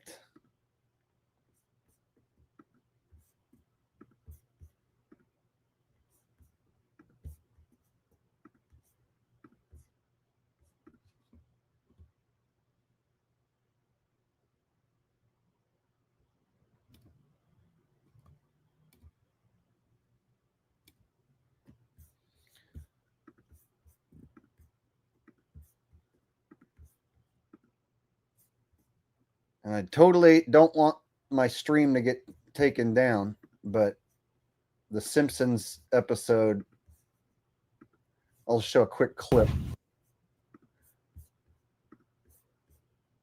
Try and get away with showing just a quick clip.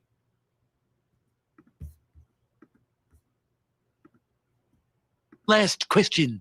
Have you ever seen the sun set at 3 p.m.? So that's how he starts his diabolical plan, by telling everyone, have you ever seen the sunset at 3 p.m.? And of course, the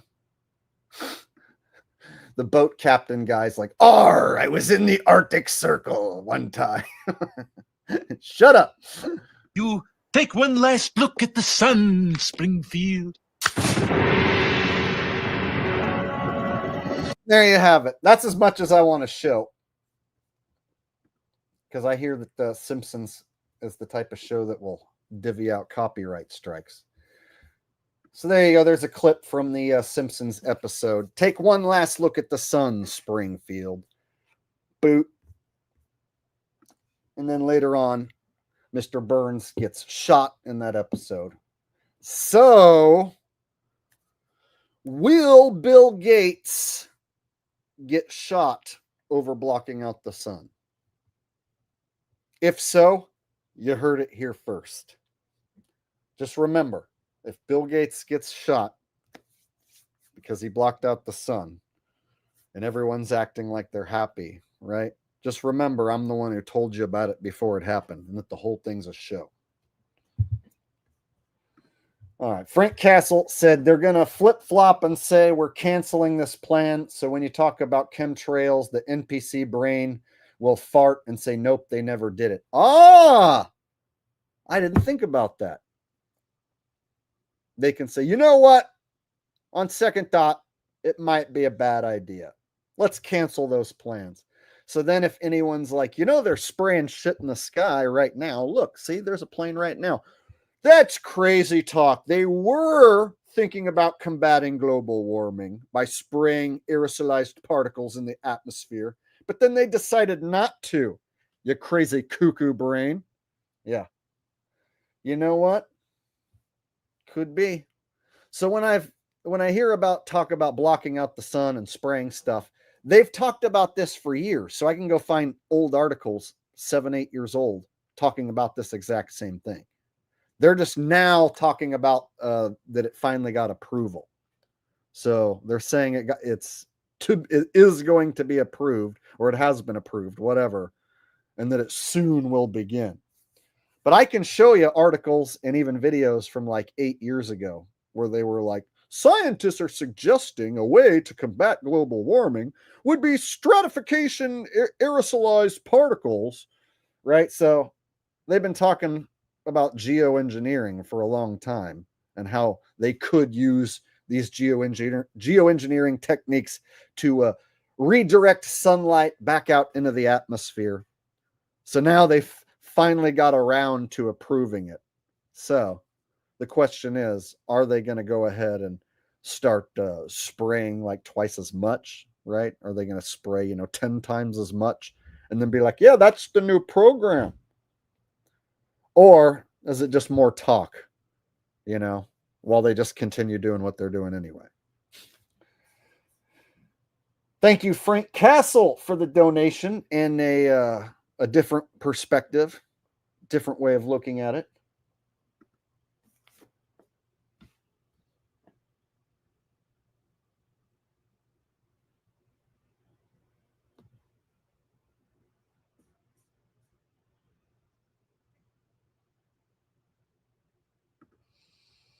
All right, some of the trolls are getting a little over-sexual. If you're going to come here and just say some weird over-sexualized stuff in my chat, like you're just trying to turn my chat into like smut central, then I'll just get rid of you. So let me just go ahead and say, all right, mods, if you see anyone talking about, your mom gives head and blah, blah, blah, or like whatever that guy who I just got rid of was saying, that's a good person to get rid of. Just go ahead and time them out for 24 hours. That way, if they want to come back and play nice next time, they can do that.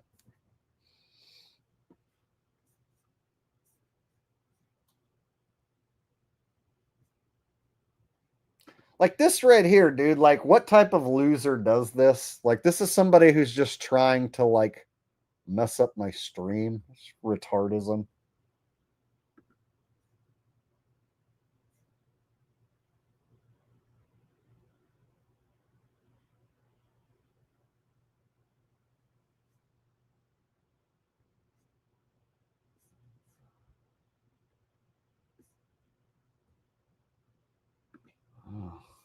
All right. Looks like somebody's got a lot of accounts. The fact that trolls have so many accounts and they spend so much time doing this, it just shows what losers they are. Like, you hate me so much and you don't like me doing this so much that you created a bunch of accounts so that you could say a bunch of shit in my comment section so that you could ruin my stream. I'm still going to do what I want. You're not going to stop me from doing what I'm doing. Looks like I missed the super chat though. Rose says I missed one from An1 Ballers. There's a few different people who are that low life to do that. For instance, Goatus has some fans who are low life enough that they would create a bunch of stock accounts and flood my chat. I've been going after Goatus a lot on my parody channel. So Prussian, his number one little helmet polisher, we'll call it. He's the type of guy who would have 1,000 sock accounts who would show up and do something like that. So it might be Goatus's number one helmet polisher, Prussian Society of America.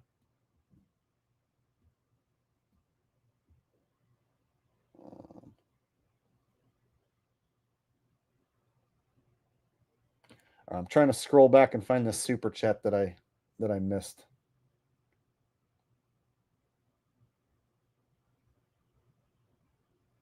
And then we'll move on to the stores shelves going empty in the next coming weeks, supposedly.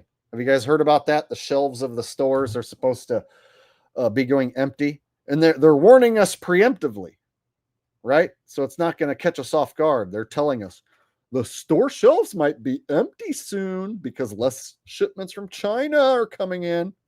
So you better be ready for that. Oh, thanks for the warning, news. And one baller says, Jake the Truth, Jake the Terminator, Jake and Josh.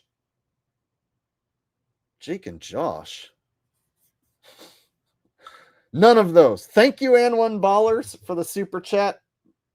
Sorry that I almost missed it. But no, none of those are good suggestions. Well, Jake the Truth is all right, but I think I've got one better than that. Jake the Terminator, no. Jake and Josh. Who's Josh?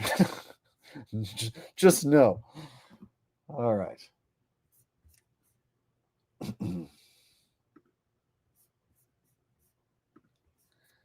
Okay, so let's move on to store shelves supposedly going to become empty soon, and that we're going to see pandemic level panic shopping, if you will.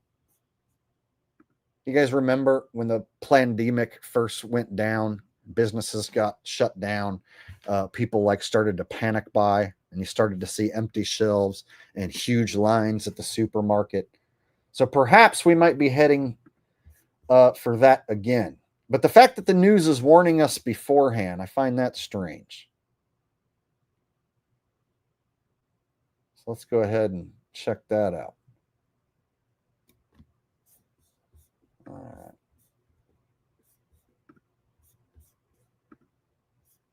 right. Massive drop occurred amid new today, consumer sentiment plummeting to one of the lowest levels on record amid a fierce trade war. Retailers are warning of empty shelves reminiscent of the pandemic, with the 145% tariff on nearly all Chinese imports in place.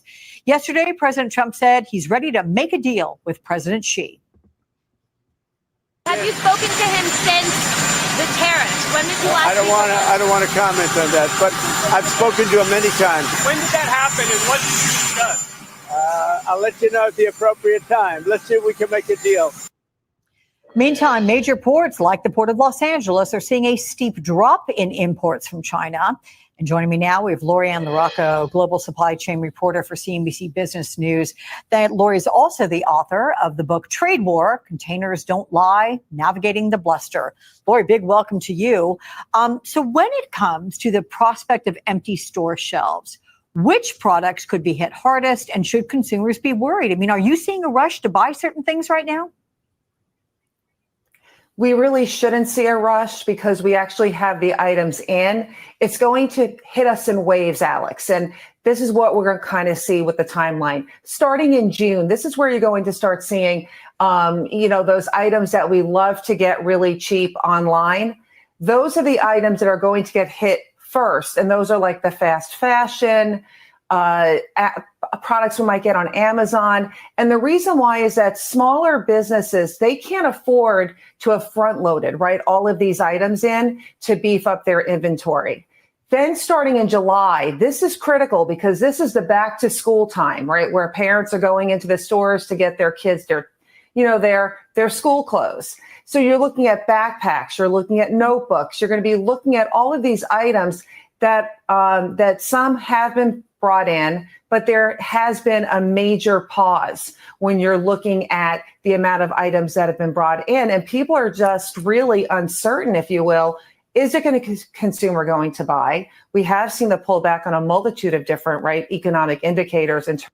All right, so we're hearing in June price is going to increase on some stuff, but she's like taking a long time to really get to the point, right? So this leaves me wondering, like, okay, there was that panic buy that happened during the pandemic. So in my area, a bunch of people, when the pandemic first went down and businesses were shutting down and they were forcing businesses to close and whatnot, there was a bunch of panic buying going on at the grocery stores and at the weed shops. So I saw at the cannabis shops huge lines of people panicking, thinking that they might shut down the cannabis shops, right? Because they were shutting down different places and only keeping, fast food and grocery stores and places they deemed essential open and shutting down all other sorts of businesses. So I remember seeing a huge line around the store at the cannabis shop. So people were panic buying here in California. But after a few months, the panic buying subsided and the shelves that were empty or the products that got sold out quickly, they got restocked. And so it turned out that the panic buying was for no good reason. So there was no reason for me to panic buy a bunch of food because a month or two later, everything was back on the shelves and way less lines. And so makes me wonder, are we just going to see some initial panic buying? Are we only going to see like certain things go up, but nothing that really affects me too much? Or are we going to see like across the board huge price increases that affects all of us drastically? So to what degree am I going to be affected? To what degree are you going to be affected? These are the questions I want to know. Is this shit really going to affect me? Because that last panic buying shit, I could have totally avoided that and it wouldn't even have affected me. Know what I'm saying? In terms of that hesitancy. And without really any definitive acknowledgement of what's going on, we're going to see this pullback. And then in addition to the fast fashion and the school clothes, also electronics, because of the connectivity, right, of the inventory of the supply chain. Yeah, I'm going to get to that in 1 second. But let me ask, because you're saying basically we have until June, that the supply is there as of now. Does that apply to the car industry? Because we reported people are rushing out to buy cars or renew leases or whatever they need to do. Yeah, it really depends on the item. I mean, when it comes to the autos, Alex, it's those tariffs that have already been slapped. And so people are trying to get in there, right? Let's get that car that's out in the lot now before another one has to come in that will be more expensive. So that's why you're seeing that rush for the bigger ticket items. Okay, so it's about the bottom dollar there. So we learned yesterday that China exempted some U.S.-made microchips from tariffs. Does this indicate that China is backing down on some level? I really don't think so, Alex. I mean, it shows that there's a willingness, right, of the cooperation. But as we have seen continue to be in this like push and pause, if you will, of Do we make more things? Do we hold off? What do we do? So I'm kind of hesitant to see that this is like a victory, if anything, for Trump.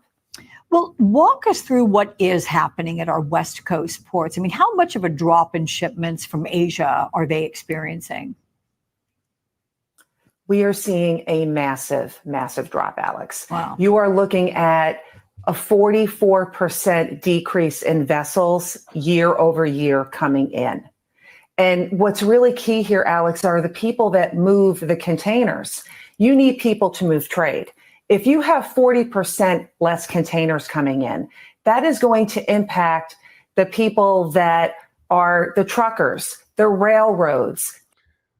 All right, so there's no way for any of us to know any of these percentages, like what percentage of shipping containers is not showing up, exactly how many items, were showing up versus now. We don't know. So we just, have to take their word for it. And as we know, the government lies and the news lies. So this is mainstream news that we're listening to. So we have to consider that this is lies, right?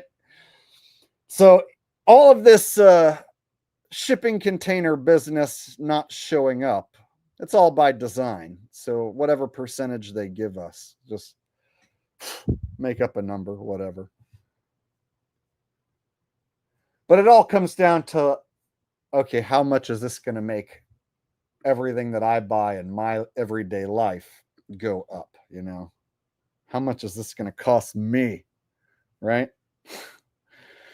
So the fact that they're saying, yeah, it hasn't hit now, you're not going to notice yet, but sometime around June.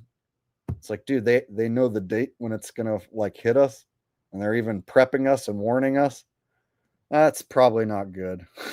But I know not to panic yet. Are they trying to send us into panic buy mode? Right? I don't want to go into panic buy mode and then find out there's no reason to have done that. Like last time they sent us into panic buy mode when there was no reason. Oh my God, there's a toilet paper shortage! Toilet paper shortage! Oh my God! Right? Now they're going to send us into food shortage mode just by telling us that there's going to be a food shortage coming, right? So they can increase the amount of panic buying that goes on.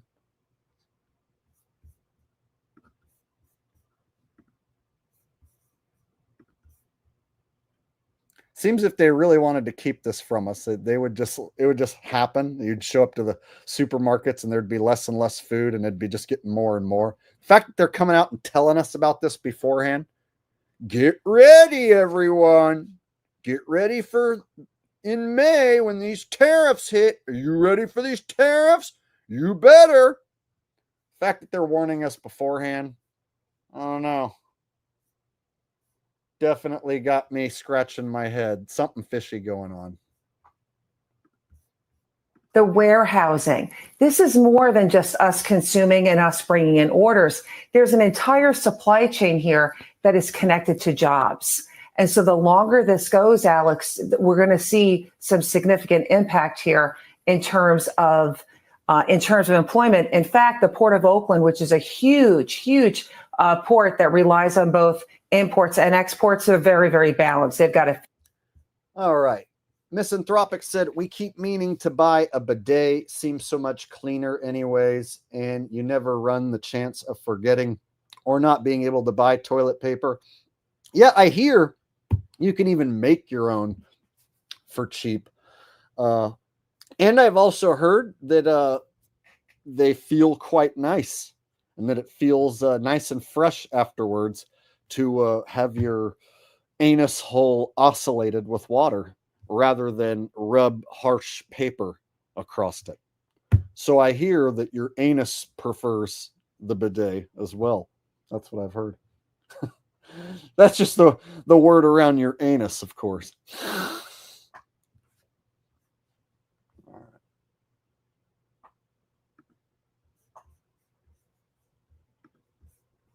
50-50 split.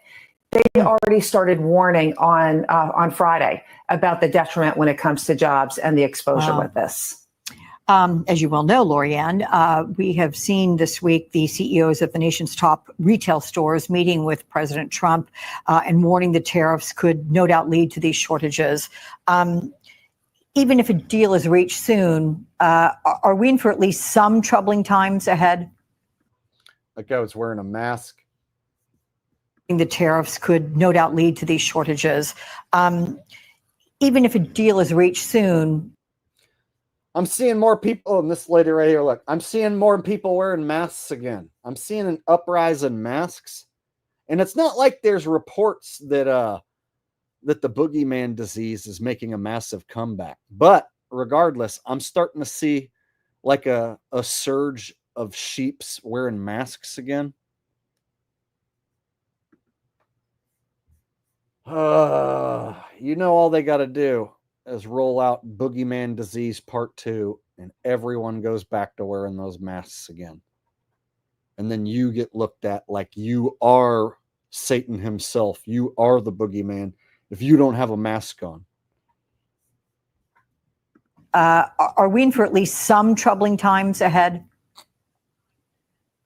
I believe we are. And the reason why is that trade takes time to move, and you also have to order it.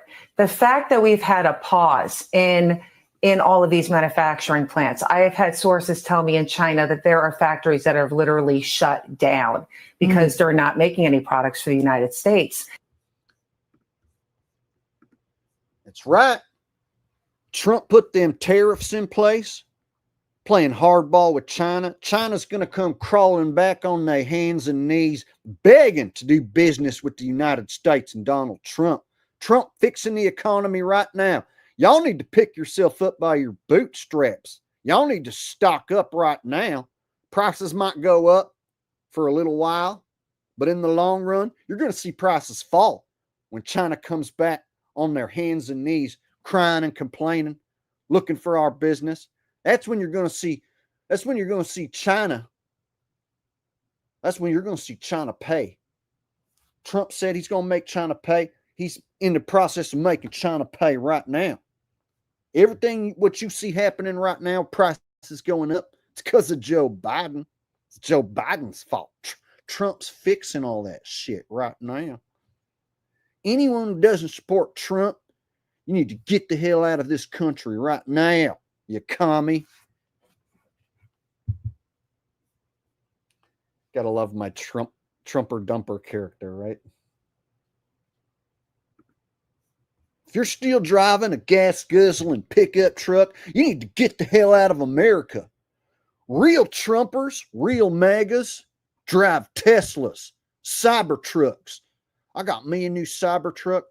Best purchase I ever made in my life. I'm fighting the deep state every time I buy a Tesla. All my relatives buying Teslas. We're fighting back against the goddamn deep state. If you don't drive Tesla, you need to get the hell out of this country right now, you commie.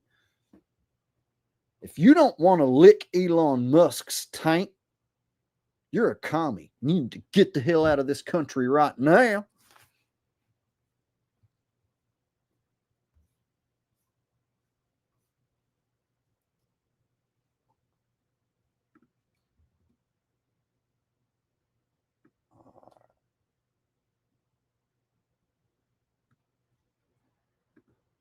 All right. I think I got another empty shelves gonna happen video. It's kind of doom and gloom, you know. That's why you see guys like, it's a call for an uprising. They're gonna have you eat bugs and like it. You'll own nothing and like it. Shelves are gonna be empty. It's gonna be literal Hunger Games. You're gonna be starving. You're gonna die, and you can't do anything about it. This is a call for an uprising. Subscribe to my new channel because this one's going to be deleted by tomorrow. Then the next day, they're going to make you eat bugs. The tariffs are in place. Everything's going to inflate. You're not going to be able to afford anything. You're going to own nothing and you're going to like it. It's like, okay, thanks, call for an uprising. Sheesh. He doesn't make the information fun at all, does he? Let me tell you something, people. They're going to block the sun, people. I've been trying to tell you this for years. You need to wake your ass up right now. They're going to block the sun. And even more crazy, people, the sun is not real. The sun does not come from the earth. Man does not come from the earth. Man come from beyond the ice wall. There is a real sun beyond the ice wall where man come from. This earth right now where you live is not where man come from. Man come from the Garden of Eden, people. Need to wake your ass up right now. Man come from the land from beyond the ice wall where there is a real sun, people. Do you believe this? Do you remember The Simpsons when Mr. Burns tried to block the sun, people? Let me tell you something, people. Mr. Burns going to block the sun. Vern Troyer was a robot. It was an animatronic robot. Need to wake your ass up right now. Hit you with the bam. I'm gone. I've been trying to tell you for years and years now. And they're putting it right in our freaking faces. $66 million. They love that number. $66 million experiment to dim the sun. The sun's already getting dimmer and dimmer by the day. In fact, the more vaping that I do in my truck, I personally dim my own sunlight. But that is neither here nor there. Richie from Boston dims his own sunlight within his Overlander. So Richie from Boston, he'll like be vaping inside of his Overlander truck, and he's actually blocking out the sun in his own little microclimate, in his own little micro atmosphere inside of his Overlander.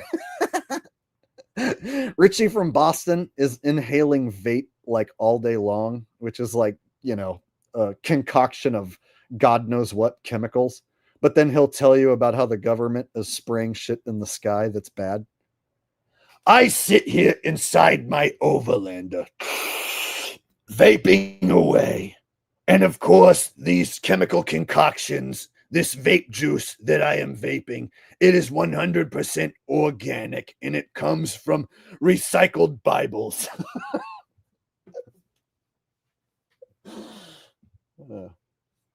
Yes. The vape that Richie smokes is made from organic recycled Bibles, so it's not harmful in any way, and it doesn't have the chemical composition to block the sun, so it's totally safe. In fact, if you use my promo code down below, you can get Richie's organic vape juice made from recycled Bibles. It's the only vape that I smoke. All the other vapes have little nanobots, all right, that will infest your lungs. They'll implant themselves in the inner lining of your urethra. They'll give you nano AIDS. Richie's organic vape juice made from recycled Bibles does none of that. There are no Chinese nano drones inside my vape juice. We use only the finest of organic Bible ingredients. You get 10% off if you use my promo code down below, Richie Bible 50. All right.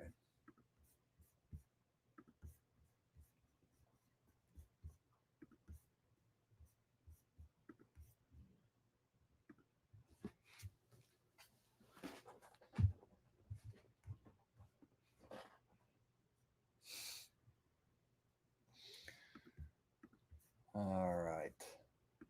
What else do we got? Oh yeah. The shelves becoming empty.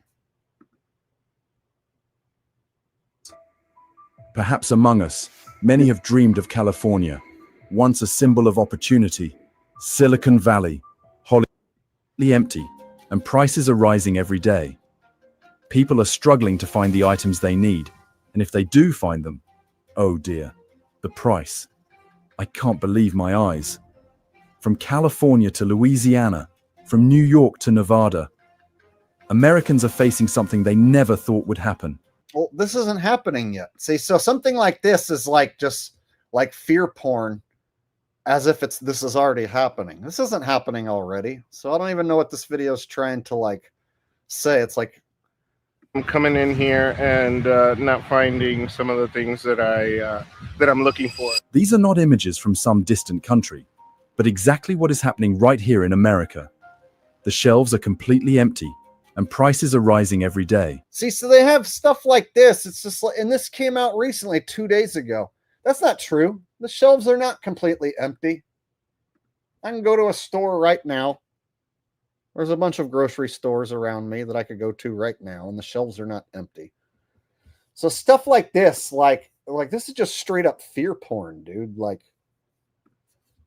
and then you look, 56,000 views. Damn, I don't get 56,000 views. Oh yeah, that's because I tell the people the truth that this isn't happening right now. If you tell people that the shelves aren't empty, you don't get to have 50,000 views. Oh, okay. Well, shit.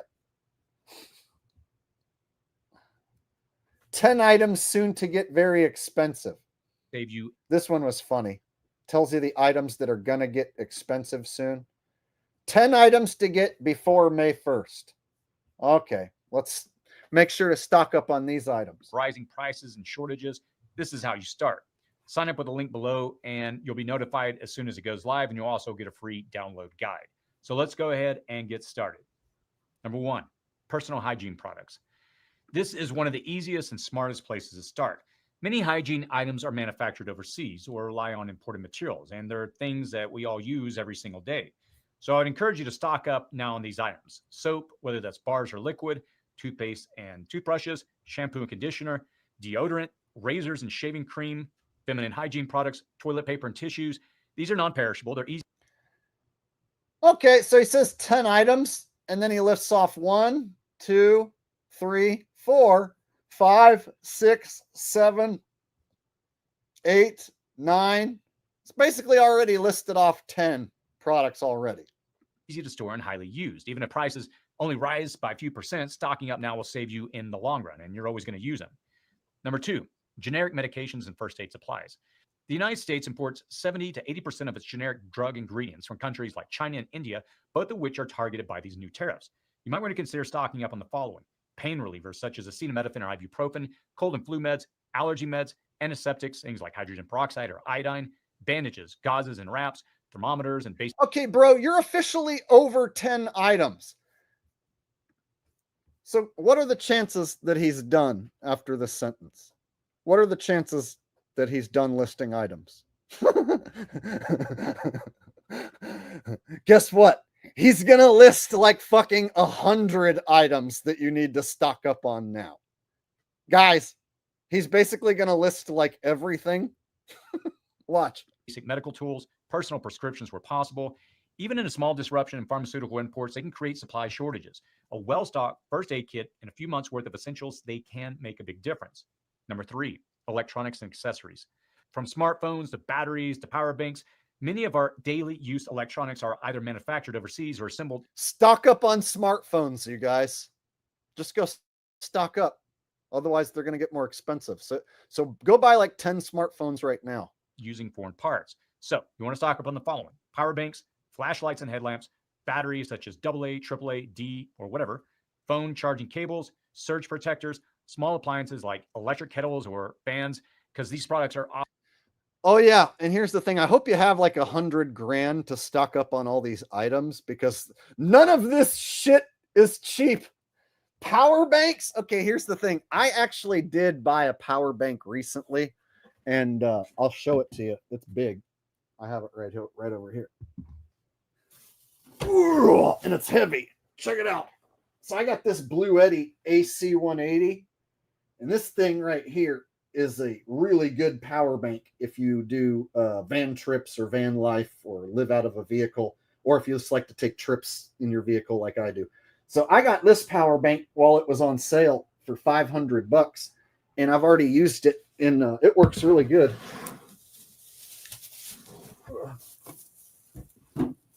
One of the main things I bought my power bank for was to use a coffee maker and be able to like recharge, any of my electronics, even if I'm not running the battery on my vehicle. So, being able to like recharge my phone inside the vehicle without using any of my vehicle's power, like on the Blue Eddy, recharge my laptop, recharge my scooter, and then I could make coffee with it. That was another thing. Having a coffee maker, I could just plug it in, make coffee while on the road, nice and easy.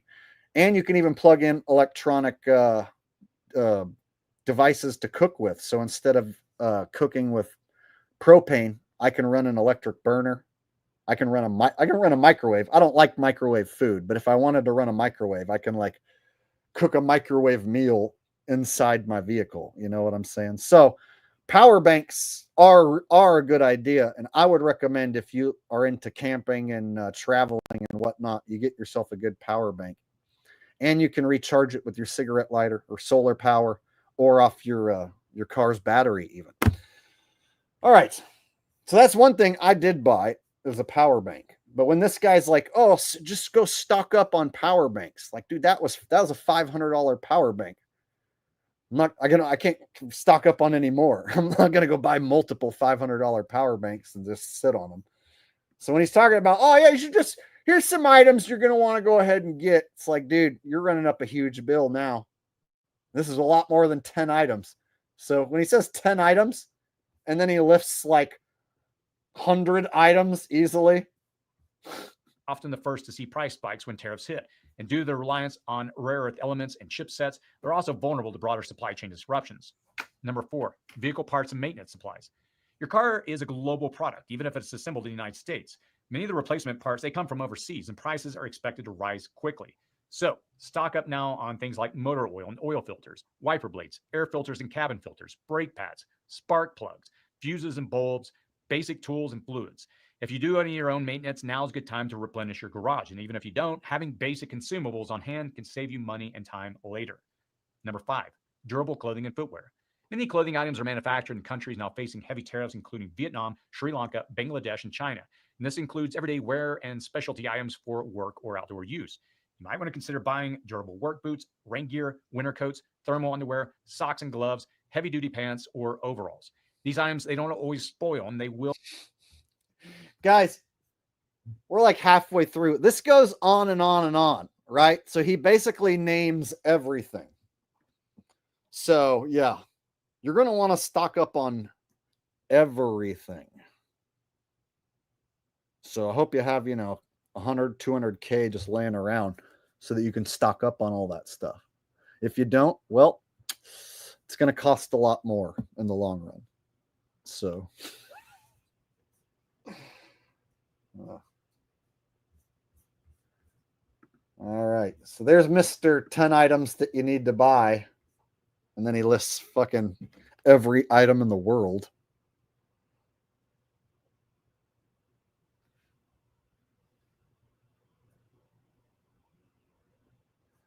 All right.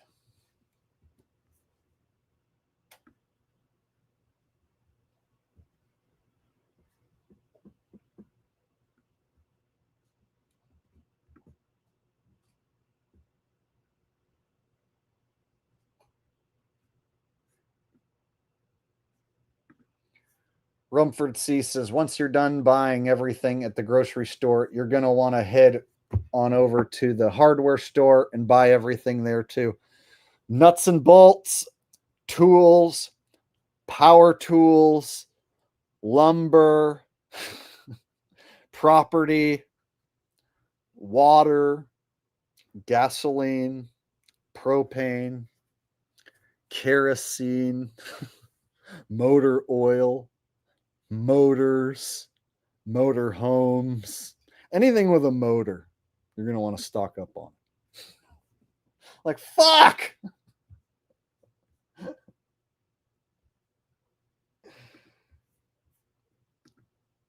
This is going to get expensive.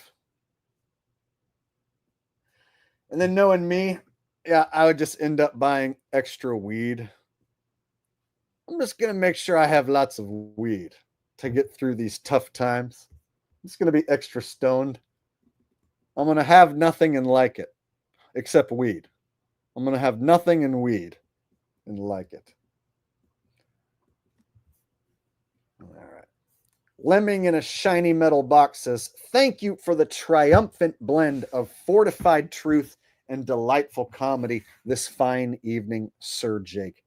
How eloquently put. You are a gentleman and a scholar, lemming in a shiny metal box.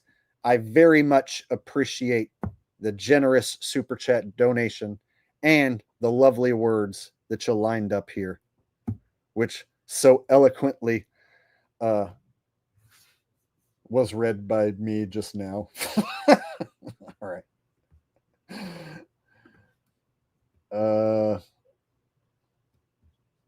Looks like I got another super chat coming in from Dcran4D. Said Rose Bell said stock up on baby oil. Can never have enough, especially if you're planning on throwing a P. Diddy party.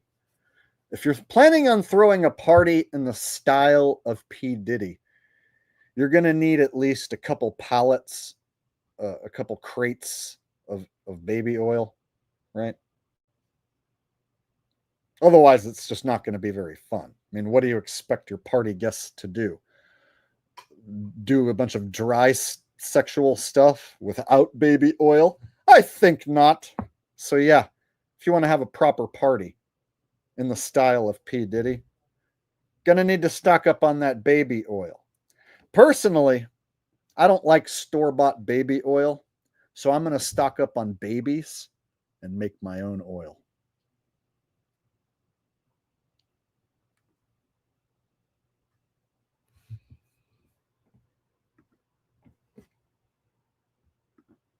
Simone says, sorry for changing the subject, Jake. Is Ralphie sleeping? No, I have him. He's on the floor right now chewing on a pork bone. I gave him this big chunk of ham. I bought this big, huge ham that was on sale, and then the middle had the bone. And so I cut off most of the ham, but there was a big hunk of meat around the bone. So I gave him this hunk of ham attached to the bone before the stream started, and he's pretty much got most all of it off the bone, and he's not on the bone to where now the bone is pretty small. But let me show you what he's up to. He's got it in a couple pieces. Holy cow. Look at this. So this was a big, huge hunk of ham and bone, but he's chewed the hell out of it. Did you choose your bone? Did you choose your bones, Pippi? Does Pippi chooses the bones? So yeah, he was down there on the floor just working on this one right here. A Pippi bone for the Pippi. Boneses.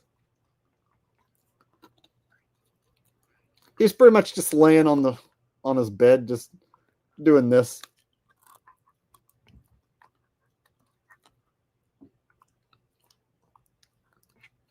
If I don't give him a bone, then he'll want to bother me throughout the stream. So I've learned that before I do these 3-hour streams, it's best to give him a bone to work on. And it's good for his teeth. So Ralph doesn't eat kibbles. He doesn't eat the store-bought kibbles. He eats like meat, and he chews on bones a lot. So his teeth are like super perfectly white, right? I mean, he's a puppy, so of course his teeth are going to look good right now anyway. But I'm interested to see as the years go on, if I don't feed him like any kibble and I give him all, like a lot of bones to chew on, I'm interested to see like if his teeth stay super clear and or super white and clean. Because there's other dogs that are like 3-4 years old, not that old, who eat kibbles mostly, like for every meal, and their teeth start getting plaque and start looking like pretty bad, and even before the dog's like halfway through its life, you know. There we go. That's what Ralph likes to do, is chew his bones. Him this bone chew puppy. Was a bony chew dog. Mwah! All right. There you go. Here's your other bone. So that's what Ralph's doing, chewing on a ham bone. Thank you for asking.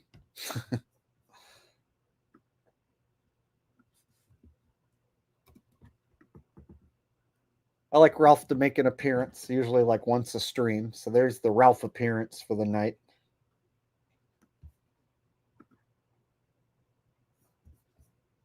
And thank you very much, Simone, for donating multiple times tonight. Very sweet of you. Very generous. OJ and Toothpaste says, can you do a Shannon Sharp reaction to the grape? Or reaction to the grape? Can you do a Shannon Sharp reaction to the grape? To the grape? I'm not sure what you're asking me to do. Shannon Sharp.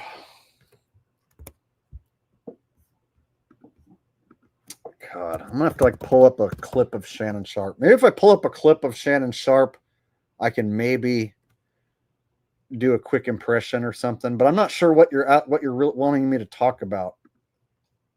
We're talking about like Puff Daddy, like at P. Diddy's parties or something.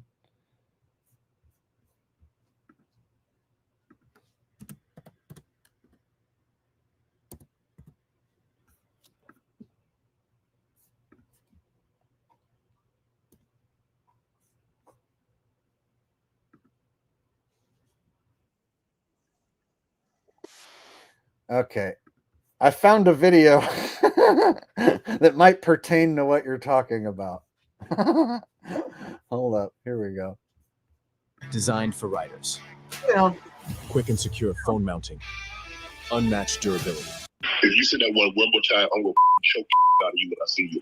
Is Shannon Sharp the next Justin Baldoni? Well, the NFL legend and broadcaster is definitely taking a play from Justin's playbook after a $50 million lawsuit of SA.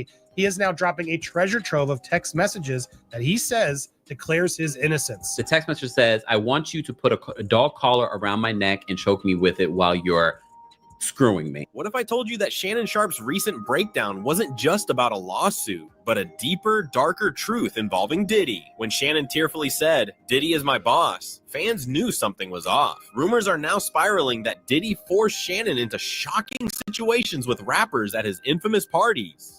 Blackmail, control, and Hollywood secrets. This isn't just gossip anymore. It's a story of power, manipulation, and a man pushed to his breaking point. Stay tuned, because once you hear what's really going on, you'll never look at Shannon or Diddy the same way again.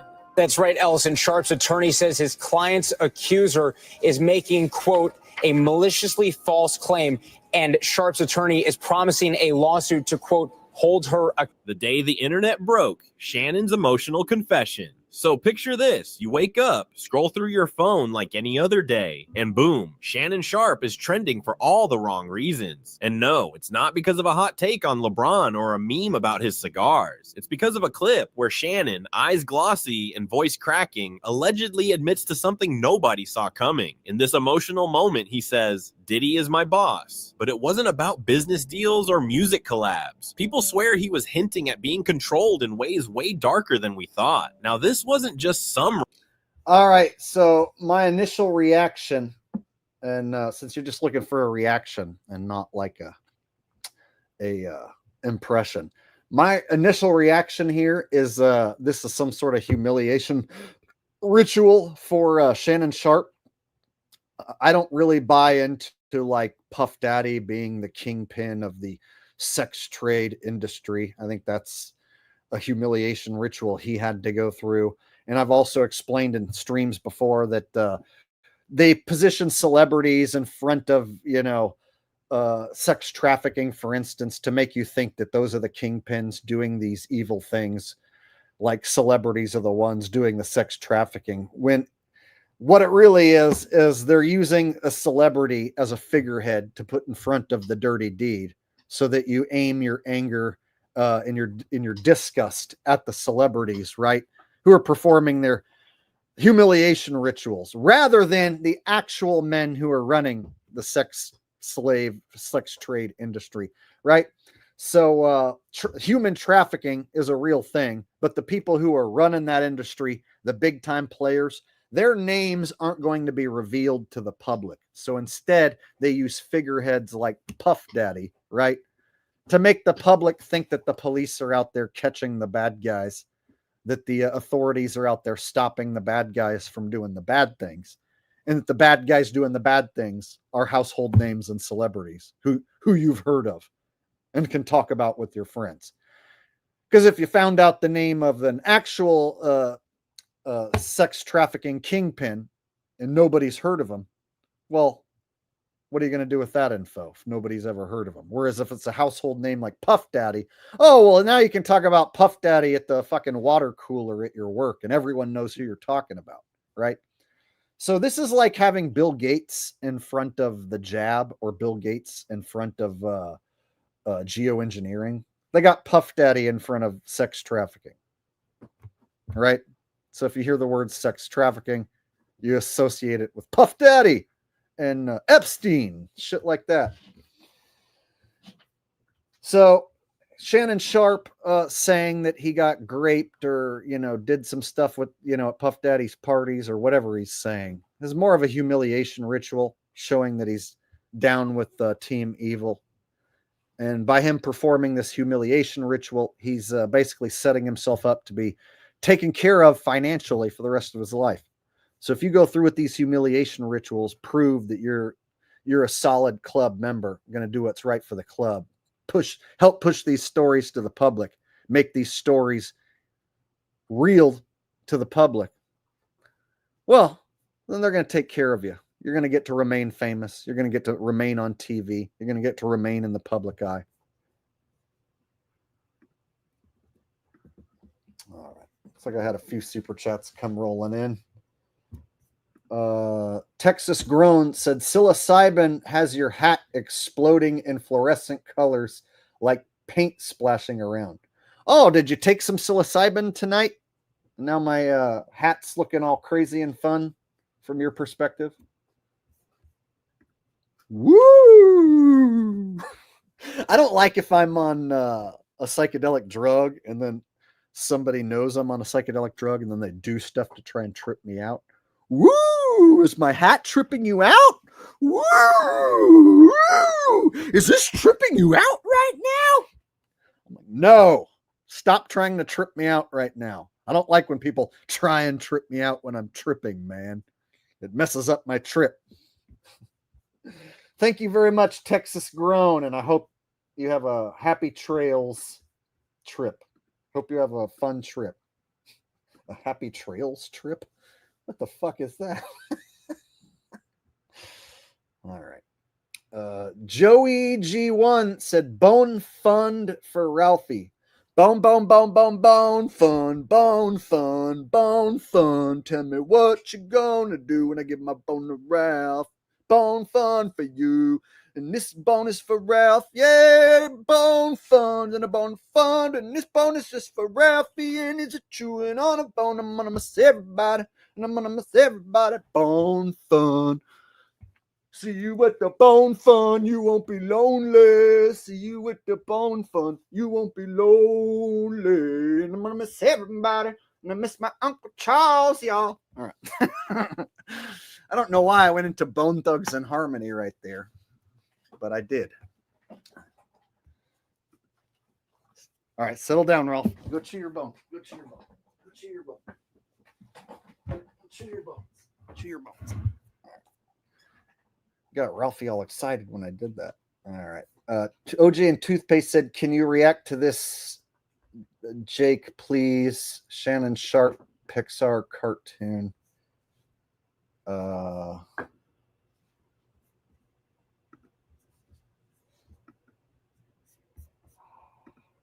Okay, I have to pull up the watch page as it won't let me copy and paste your comment right now. Because it'll pull it up on screen, but it won't let me copy and paste that fucking video link. So I got to go to the watch page in order to pull that off. 1 second.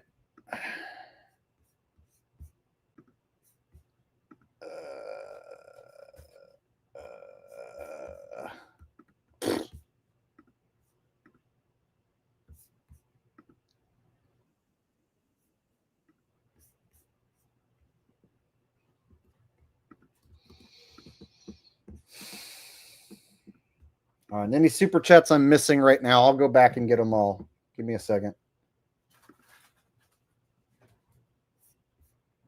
All right. So now I'm supposed to react to this video right here for whatever reason. Hopefully it's funny. Abby and Tony Busby want $50 million. $50 million? And who you think you kidnapped, Chelsea Clinton? This is a shakedown. Don't worry about it, Daddy. Well, okay. Okay, what? Well, I'm not really interested in getting choked, so I guess we're going. I might choke you in public. To my family, friends, supporters, and colleagues, I want to speak to you directly and from the heart. This is a shakedown. I'm going to be open, transparent, and defend myself because this isn't right. This is all being orchestrated by Tony Busby, who has targeted Jay-Z. Tony Busby targets black men, and I believe he's going to release a 30-second clip of a sex tape that tries to make me look guilty and play into every stereotype you could possibly imagine. Let me tell y'all what Shannon needs. Let me tell you what my baby needs. He need him an old fat gal who can bake good cakes, make some smothered turkey wings, who gonna rub his feet at the nighttime, okay? Yeah, this is the type of stuff I don't keep up on. So, you know, like whenever this came out or whatever, I didn't even hear about it. So this is the first I'm hearing about Shannon Sharpe and whatever this is. So I don't usually keep up with Skip Bayless and Shannon Sharpe and any of the ESPN losers, but yeah, I don't know what to make of this. It seems like a bit of a humiliation ritual, if anything. And gonna have a sip of his cognac to make him feel better about himself when he come home at night. That's what Shannon needs. You don't need no 26-year-old girl. You don't need no 36-year-old girl. Hey, this is your auntie talking to you. Take your old ass and get your old bitch out there. Well, what, Gabby? You're coming to LA tomorrow? Yes. Well, I don't know why you want to go out. Don't worry about it, Daddy. Well, okay. Okay, what? Well, I'm not really interested in getting choked, so I guess we're going. I might choke you in public. Yeah, this is weird. I don't know what to make of this. Getting a super chat from Tavo Lemus said, "Thank you, Jake, for hosting. Great doggo." Thank you for the super chat, Tavo Lemus, who's thanking me for hosting. And yes, Ralphie is a great doggo. All right. Simone got her super chat. OJ and toothpaste. Tavo. Texas grown.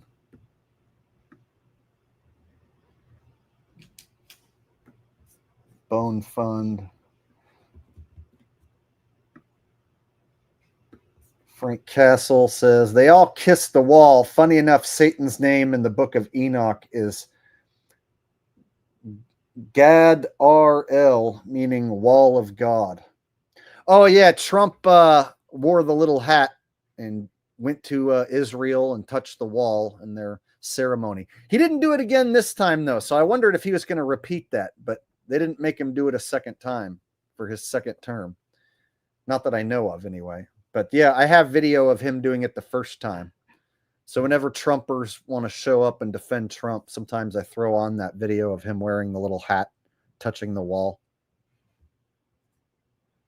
Make them do mental gymnastics while they explain that it's okay when Trump does it because he's fighting the bad guy deep state.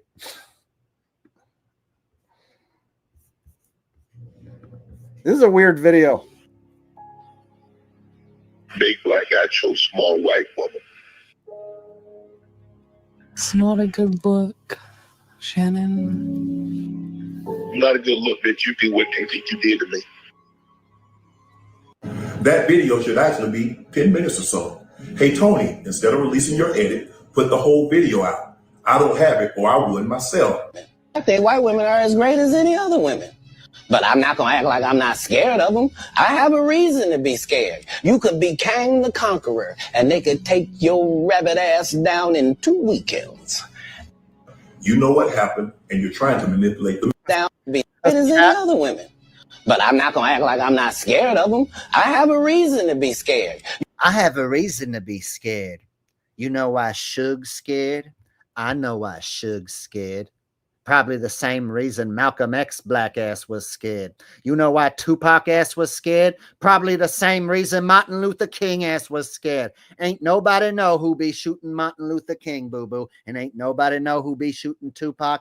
Ain't nobody know who gonna be shooting my ass. That's why I'm afraid. And that's why I don't be climbing trees like Michael Jackson. I got bills to pay and shit. You know what I'm saying? I didn't fuck around at none of them P. Diddy parties, you know? Oh, okay, cat. You could be Kang the Conqueror, and they could take your rabbit ass down in 2 weekends. You know what happened, and you're trying to manipulate the media. The encounter in question took place during the day at her invitation, and now that appears to be a deliberate setup, coordinated by Gabby, also known as Carly on OnlyFans. Gabby and Tony Busby want $50 million. What they're getting is sued for defamation and trying to take me down. My career is all about real talk and honesty. My career is all about real talk. They're trying to get $50 million. All they're going to get is a lawsuit in return. That's what I be trying to say, boo-boo. If I even look at a white woman cross-eyed, I'm afraid my whole career gonna come to an end. That's what Suge be saying. You know what Tupac be saying about Martin Luther King? Ain't nobody know what Suge be saying about Tupac be talking about Martin Luther King. And ain't nobody gonna know. And ain't nobody wanna know. You know why? Because ain't nobody talking about what goes on in P. Diddy's parties if there ain't no white woman talking about me. So you know what I'm saying, boo-boo. I know my family and fans know exactly what this is about. And I'm going to be out there telling you whatever I need to say, just like I always do. When you take your ass and get your old bitch out there that can love you old. You're trying to hang out. This is the type of stuff that black people like to talk about. Did you hear what happened at P. Diddy's party? Yes, black person. I am also black, so I know all about what happened at P. Diddy's party. Let's have a black person's conversation about Shannon Sharpe getting butt fucked at P. Diddy's parties. Okay, black person, let's talk about Shannon Sharpe, because that's what black people love to talk about. Out with these young bitches, and you can't do it, Shannon. You just can't do it. Damn, Bo. Damn. When they want you to go for the 4th round, you looking at her like, bitch, listen, I need you want some money to go to Starbucks? Yeah, because I can't go no further. If you get your older girl, when you get to that 4th round, she's gonna say, hold on. Let me go get you some eggs and cheese. Hold on. Let me go get you some eggs and cheese. Oh, black people think that shit's so funny. So glad I watched that. So glad I got to see that. OJ and Toothpaste said, I guess it was $50 million lawsuit. Thanks, Jake. Yeah, made up numbers. Made up numbers. May as well be a $33.3 million lawsuit or a $66 million lawsuit. But since they just used the 66 million in the blocking out the sun thing, they had to go with 50 instead. Yeah.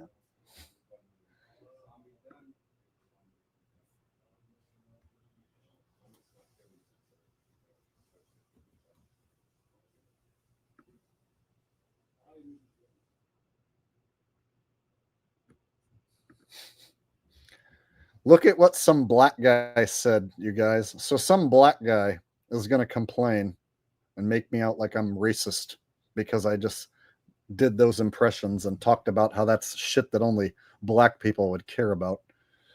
Brandon Ben says, stop sounding so racist. You talking about it and you're white. Shake. And then he's doing this. So a black guy is here to watch me and he's doing this. Because I think some stupid fucking made up story about Shannon Sharp is some black people news. Okay. Have fun shaking your head all night. Most white people don't give a fuck about that. The only reason I'm talking about it is because someone paid me to react to it. Dipshit. Ugh. Yeah. I got asked to watch it. Otherwise, I would have never fucking brought it up. Idiot. Because I don't give a fuck. Shannon Sharp could die tomorrow and I'd be happy. I don't care. And yes, I am a racist. I think white is the best. Black people are my third favorite. White people are my favorite race. And then second is brown people, yellow people, and red people, tied for second. And then third, my third favorite people is black people. They're my third favorite. I'm not racist. I have an opinion, and my opinion is white is the best. I'm white, so therefore it's the best. I think black is the third best. You probably think all the races are equal and that everyone is equally as good because you're not racist. That's what makes us different. See, you're not racist and you think everyone is equal and you don't see anyone as being superior. Whereas I'm not like that. I think that the white people are superior. They're the best.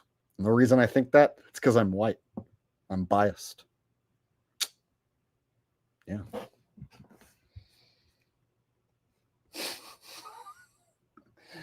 See, when you own it, what do they do from there? See? I told you that you are racist. Yep, I am. So now what? You going to keep watching and shaking your head, black guy? Hey, black guy, are you going to keep watching me, the racist white guy, while you shake your head and disagree? Is that what you're going to keep doing? Good. Enjoy your Tuesday night watching a racist white man, Mr. Black Guy. All right. DCran4D says WLM here on this channel. WLM here. White Latino male. Are you a white Latino male? Is that what that means?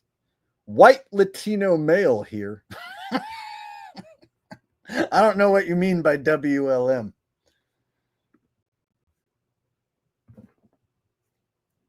Oh, white lives matter. I see.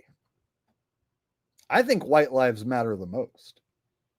Some would say that there's a diabolical conspiracy to get rid of the white man, like the common everyday white man like myself. Yeah. Some say there's a conspiracy to get rid of us, demonize us, right?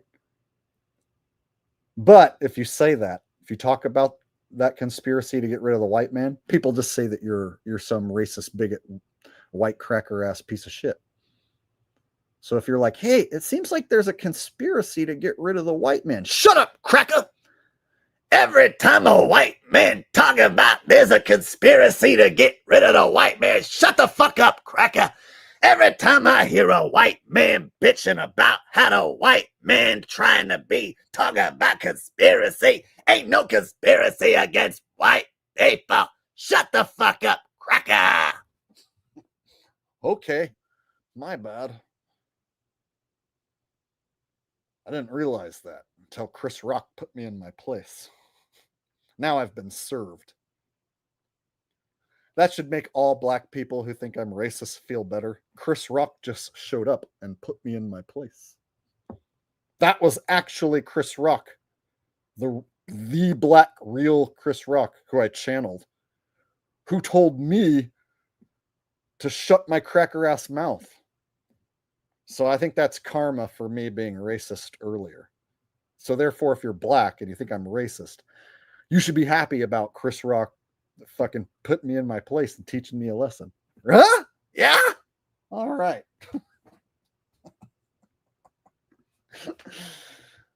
All right. Frank Castle said racist and a spiciest. Keep it real. Racist and a spiciest. Okay. Dude, I'm going to keep it real. I'm realer than real deal Holyfield. And all you hookers and hoes know how I feel.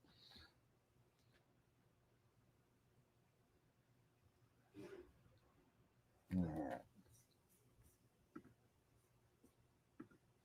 Simone says, getting spicy.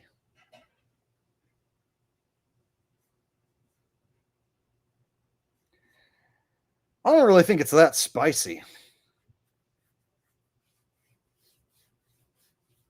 I identify certain things are made for black folks and certain things are made for white folks. Certain things are made for Mexican folks. Like, for instance, I'm not being racist when I say that Mexicans seem to be the only people who enjoy Mexican music. I, for instance, am white, and I think Mexican music sucks donkey balls, personally. I think Mexican music sucks big, fat, hairy, floppity donkey dick. And I don't know any black guys who like Mexican music.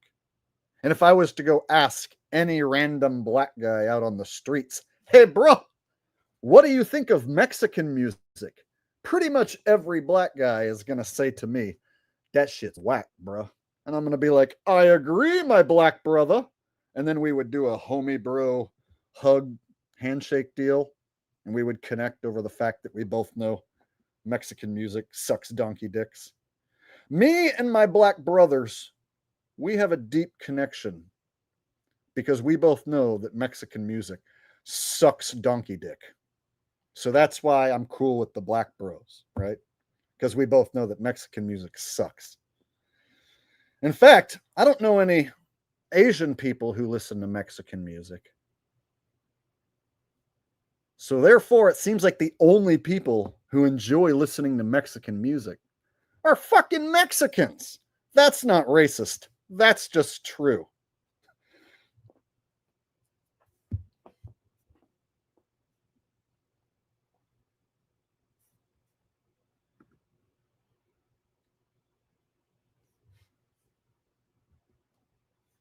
Y'all, oh look, the black guy's calling us clowns. The black guy with a Wu-Tang shirt on and a do-rag or a beanie. Very typical black guy, of course.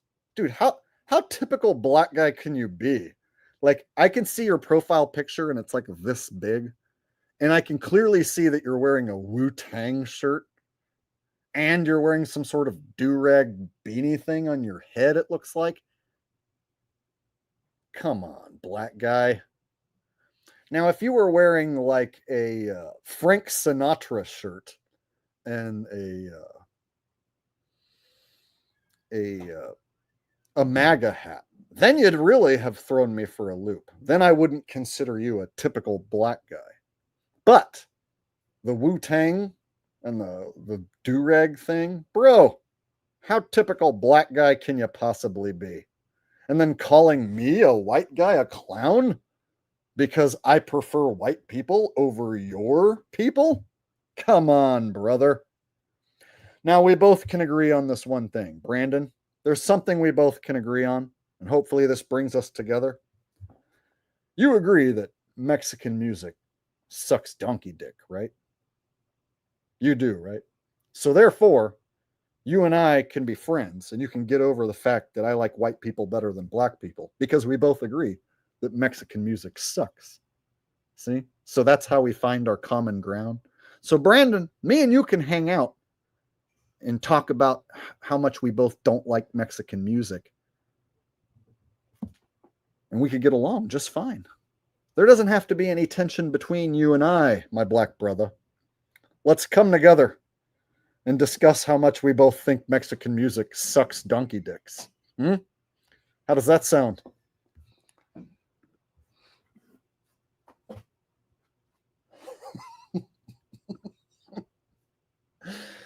He he doesn't see color. He never called me white. Oh, I'm sorry that you have a vision impairment and that you don't see color. This poor guy, not only is he black, but he doesn't see colors. He's basically legally blind. He's visually impaired. It's quite sad. I'm sorry to hear that you're visually impaired, Brandon. I can see all the colors. Black, white, brown, fucking pink polka dots, whatever. Yeah, I can see all that shit. Like I can see in the profile pic that you're wearing a black Wu-Tang shirt, whereas you don't even know what color shirt you're wearing because you can't see color. You have no idea what color you even are. You don't even know that you are a black guy and that you're wearing a black shirt. I feel sorry for you, brother. Hopefully one day in the future, there's some new technology that gets invented to help your black ass to see.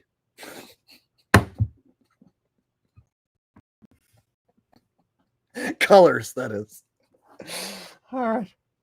All right. And one baller says Canelo is fighting this weekend for Cinco de Mayo. I don't even know. I don't follow boxing. The last big boxing match that I heard of and predicted was the Tyson fight. And I predicted that Jake Paul would win by decision. And I gave out the prediction like, I don't know, 3-4 hours before the fight. So if you saw my prediction, I gave out the best bet that you could have bet on, Paul by decision. While everyone was taking Tyson like a bunch of fucking idiots, and Joe Rogan convinced his millions of followers that Tyson's going to win that fight. There was so much money on Tyson that it was a guarantee that Jake Paul was going to win. And they weren't going to have Tyson get knocked unconscious in a fake fight. So Tyson losing by decision, like it was the obvious move, right?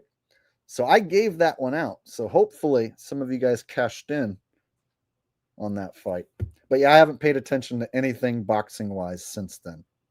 I heard that Jake Paul was going to fight some other boxer, or I heard he was trying to set up a fight with Canelo, but Canelo didn't want to. I could imagine Jake Paul is going to have trouble finding legit boxers to fight him because anybody who's in the sport of boxing, is not going to want to fight the internet guy knowing that they're probably going to have to lose to the internet guy.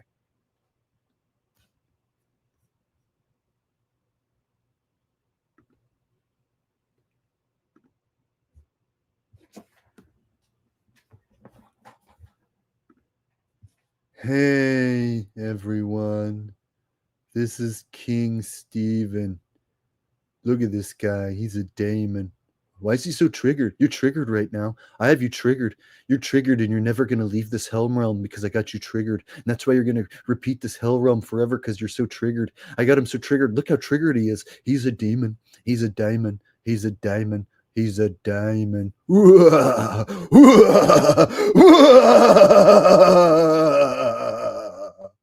Hey, everyone.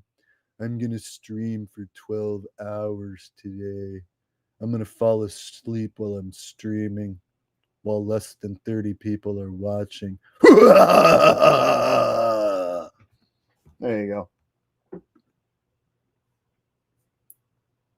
Last I saw of King Steven, he got kicked off of Nachikita's channel, and then he went and bitched about it like a little sissy bitch.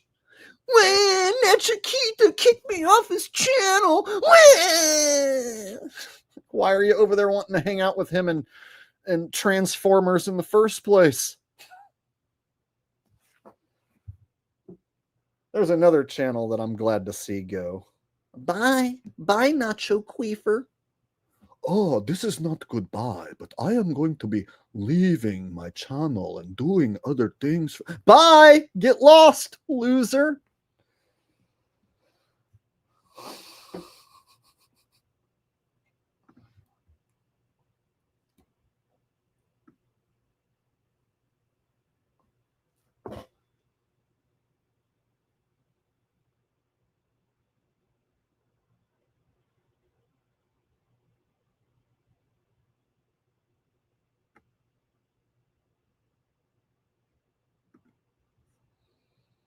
All right, so I've gotten through all the information I wanted to get through tonight. So I want to thank you guys for hanging out. So anything you guys want to ask me, now would be the time. Any requests or whatever, now would be the time. We'll just do open chat for the rest of the time.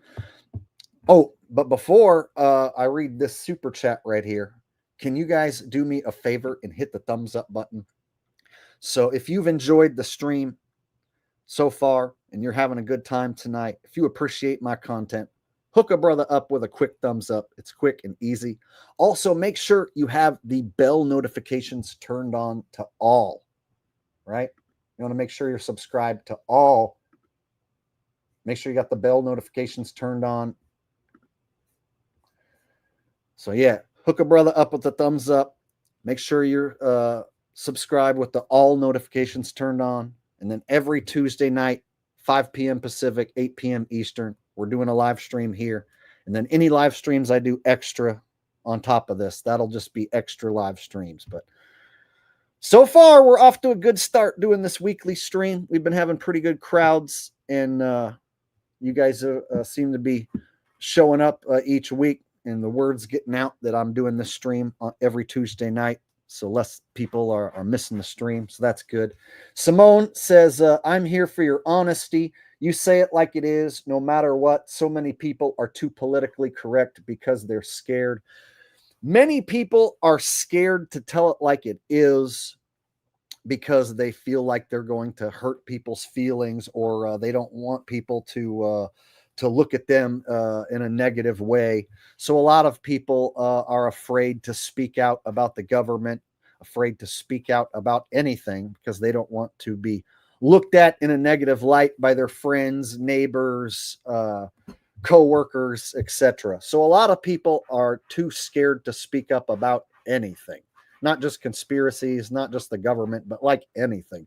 Most people shove their head in the sand. They go along to get along. Ralph, stop it. So yeah, most people, they don't want to cause any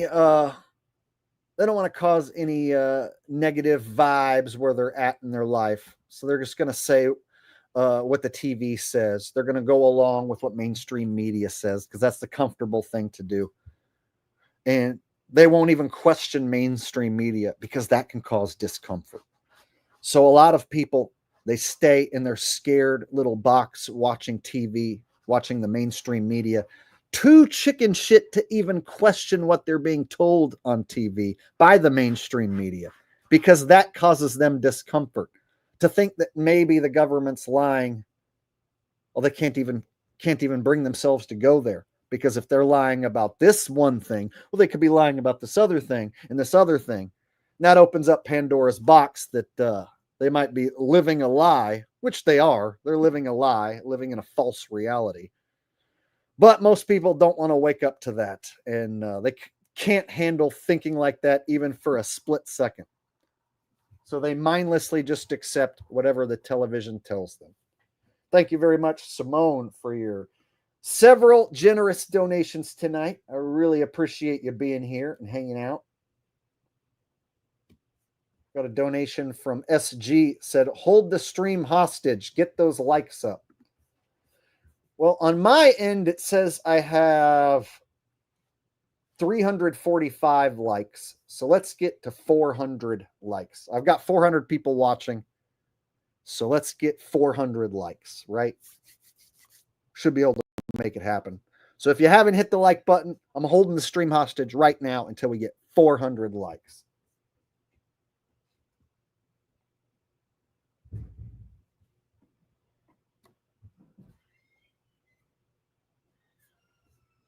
And check it out.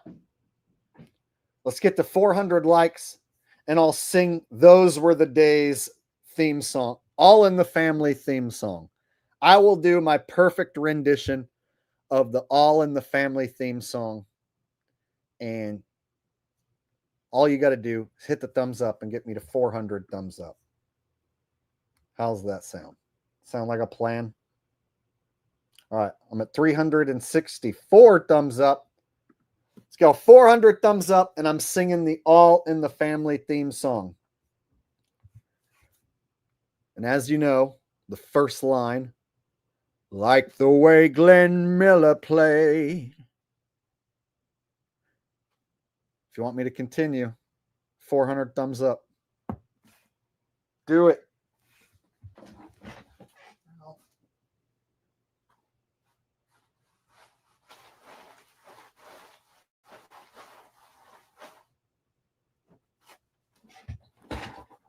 $400 thumbs up, and I'll sing the All in the Family theme song in perfect pitch, perfect key.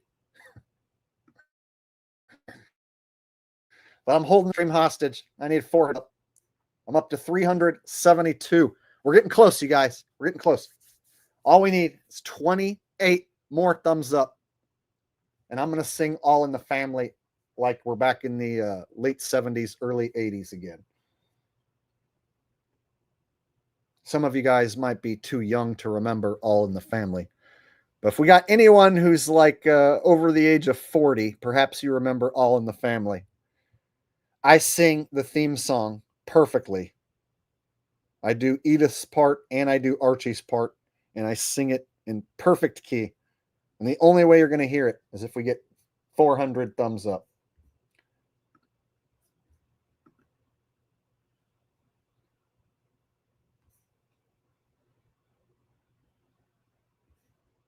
The hell? It's like the thumbs went down. Come on. Holding the damn stream hostage until we get there. There's 400 people watching. I know all 400 of you have not hit the thumbs up yet. Otherwise, we'd have 400 thumbs up. That's how I know. So some of you guys watching right now are holding out on me, man. And that's not cool. If we don't get the 400 thumbs up, I'm going to shut the stream down. I'm not going to sing Those Were the Days. And that's the end of Tuesday Night Jake. So, what's it going to be? 400 thumbs up, I sing the song, we continue having fun? Or am I shutting the stream down and we're all going to bed with no dinner, unhappy?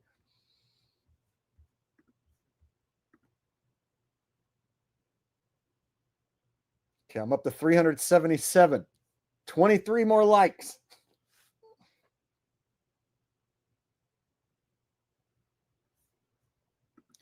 And I'll throw in a Elmo versus Rocky as a consolation prize as well. So I'll sing All in the Family theme song, and I'll do Elmo versus Rocky. 400 thumbs up. Do it. And if you're watching the replay and there's already 400 thumbs up, so I'm talking to the people in the future who are going to watch the replay, hit the thumbs up even though there's already more than 400 thumbs up in the future. I want future listeners watching the replay to also hit the thumbs up. So yes, I'm talking to you future listeners who aren't listening live, who are listening tomorrow. You hit the thumbs up as well. All right. 396. Almost there, you guys. I'm going to do All in the Family and Elmo versus Rocky. I don't think I've done Elmo versus Rocky before. I can't remember if I've done that before, so I don't think I have.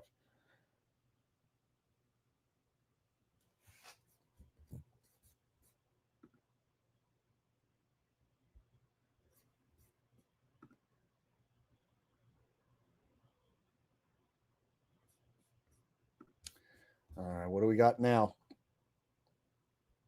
399 thumbs up on my end. We are one thumbs up away from 400 and me singing All in the Family and doing Elmo versus Rocky. One last person hits that thumbs up and we've made it. All right, I officially see 400 thumbs up on my end. So that means, without further ado, like the way Glenn Miller played songs that made the hit parade. Guys like us, we had it made. Those were the days, and you knew where you were then. Girls were girls and men were men. Mister, we could use a man like Herbert Hoover again. Didn't need no welfare stakes. Everybody pulled his weight. G.R.O. sour and great. Those were the days.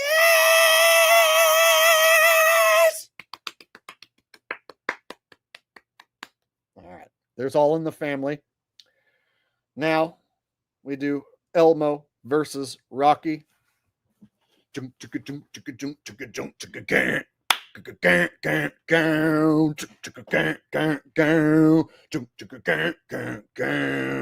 Rising up, back on Sesame Street. Did my time, took my chances. Went the distance, now I'm back on my feet. Just a man and his will to survive. All right, that's just to set up the bit. Hey, yo, I'm training hard, I got a big fight coming up against Elmo, I've been training hard. I'm not eating Oreo cookies, I do a lot of sit-ups, do a lot of push-ups. Hey, Elmo, hey, you respectively, you come from Sesame Street, but I come from the streets of Philadelphia, and without a shadow of a doubt, I think Elmo, the streets of Philadelphia, is a little more crazy than the streets of Sesame Street, if you don't mind me saying, Elmo doesn't care what street you come from. Elmo knows that you're a lousy bum.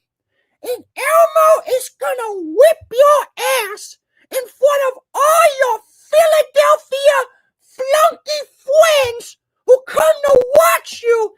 Elmo is gonna beat your ugly face until your ugly, stupid face is more ugly than ever before. Hey, yo, Elmo, you talking like you pretty tough right now. Why don't you step outside right now and find out how tough you really are right now, You try knocking me down, I try knocking you down.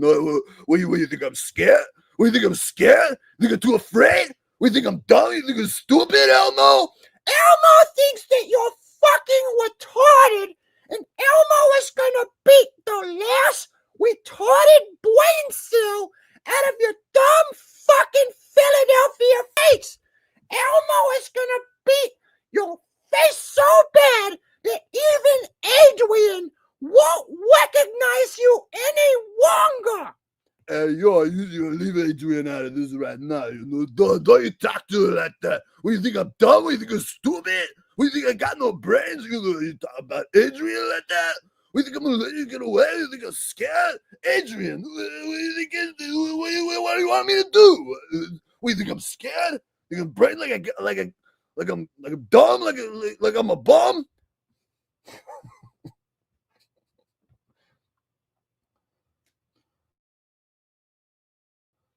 Elmo knows that when we get in the wing, your ass is mine, Rocky.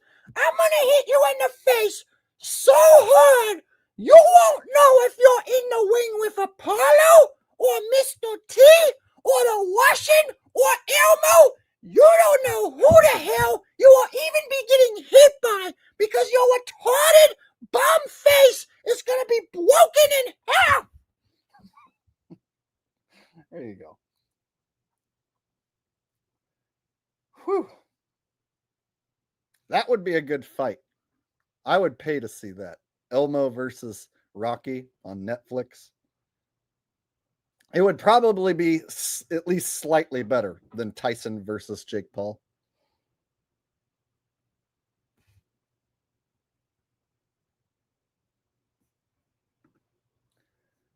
All right. Hold on. Got to get in the character if I'm going to do this one.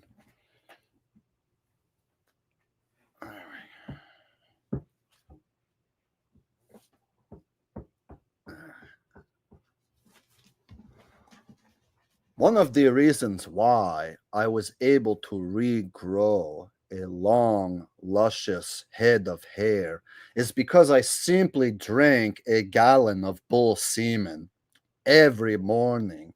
And then I would spread some of the bull's semen on my scalp.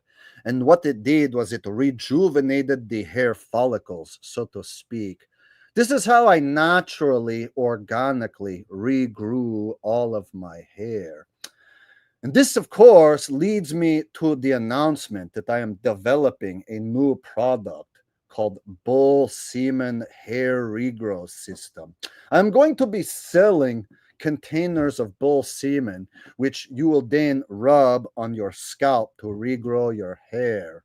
Right now, we are in the process of going through experimentation with how much bull semen to use in the recipe. I, of course, like to drink the semen raw, straight from the bull, of course. Now, you have to get the bull very much incredibly excited if you want him to give you a semen surprise, if you know what I mean. So therefore, I had to dress up like a bull prostitute in order to get the bull excited so that it could give me an injection of semen. After I rubbed the bull semen on my head, I noticed by the next afternoon that the hair follicles were very much incredibly stimulated, and then they started to regrow. That is when I realized I was on the precipice of a brand new discovery. Thanks for watching. There you go. I actually made some new Goatus parody videos on the Goatus parody channel. So for those of you subscribed to my Goatus Spherage parody channel, there's some new content over there waiting for you.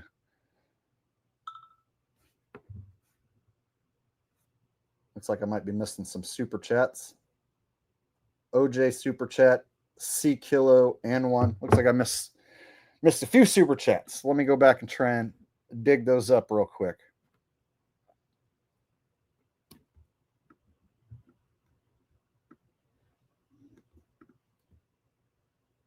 And I'm seeing a lot of laughing emojis, so that means you guys are enjoying the impressions, which is always good.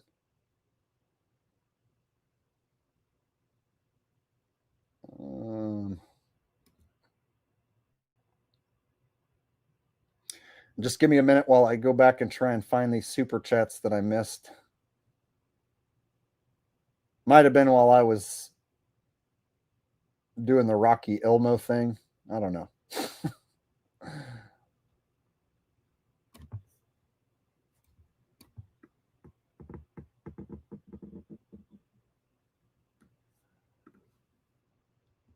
Okay, I sang that. So I got that.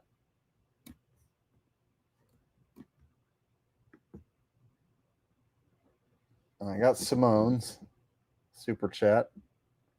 Huh, I guess I missed it before that.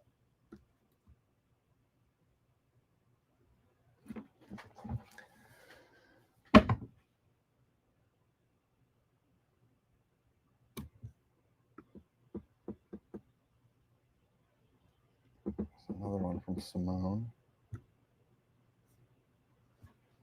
Huh, now I'm back to this one by OJ, and I read that one. Did I scroll back too far?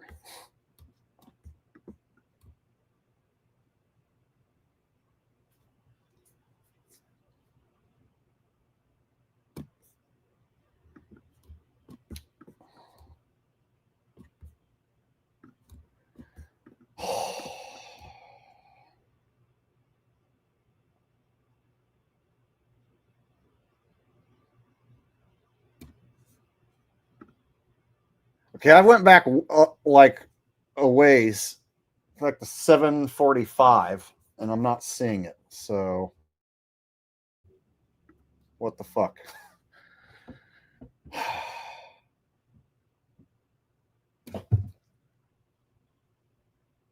I don't think I missed any by OJ. She says I missed one by C Kilo.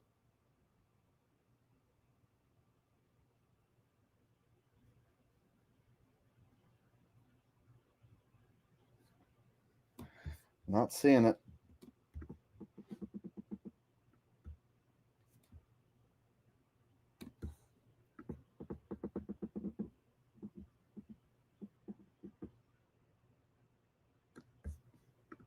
Okay. And one baller says Canelo is fighting this weekend for Cinco de Mayo. Yeah, I read that. Rose, I read those. Rose, can you send me a screenshot of whatever super chat I missed? Because I just scrolled back like an hour and I didn't see any super chats that I missed. So can you just, if you find one that I missed, can you take a screenshot of it and then send me the screenshot and then I'll read it?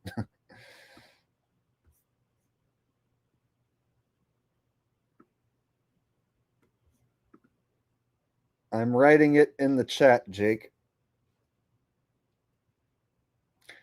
Yeah, Rose said that I missed a super chat from C Kilo, but I went back like an hour and it was a bunch of chats that I've already read and I didn't see one.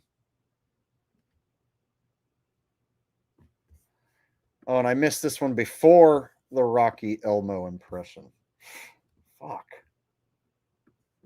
How?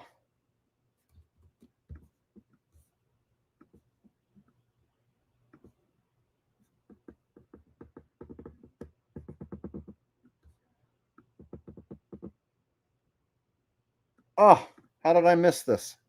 Can you rap Lottie Dottie with Cheech or Chong? Lottie Dottie, we likes to party. We don't cause trouble. We don't bother nobody. We're just some essays who are on the mic, and when we rock up on the mic, we rock the mic. Hold on. So then I dally, I ran to an alley. I bump into this smoker named Sally. She was from the valley. She was a bitch playing hard to get. So I said, hey, what's wrong? Because she looked upset.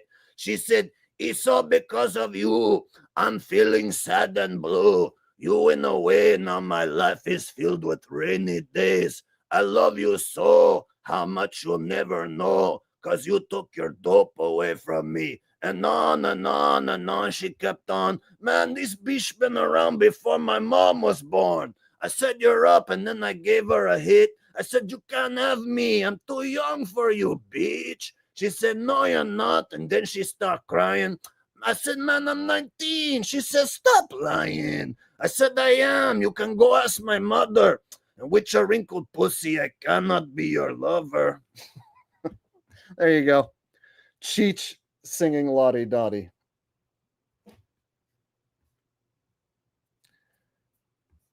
I could have done Cheech or Chong, but I figured it would be funnier with Cheech.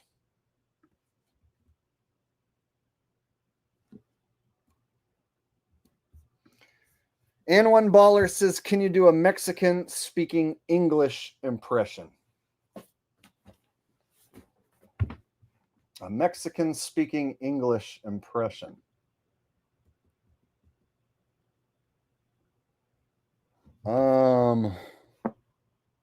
That's a really basic request. I don't get what you want me to do. Like Cheech is a Mexican speaking English, right? So any Mexican that you hear speaking English, you just want me to just do any random Mexican guy speaking English? That doesn't make sense, bro. Why would you send me money and ask me to just do a Mexican guy speaking English?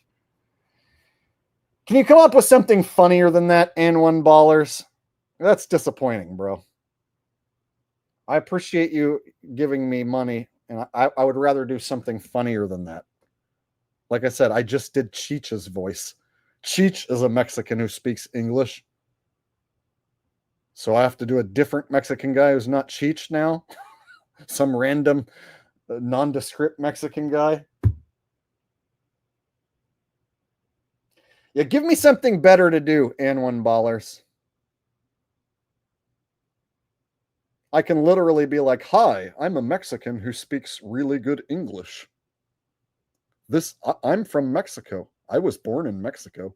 I just learned how to speak English really well. Are you happy with that? I don't think you are. For instance, Louis C.K. was born in Mexico. Louis C.K. is a Mexican who speaks perfect English. So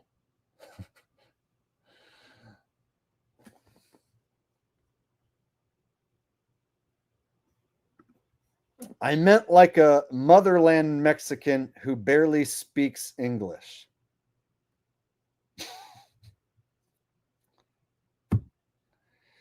You want me to speak? You want me to do an impression of a Mexican who barely speaks English? That's it? Just any random Mexican guy who barely speaks English?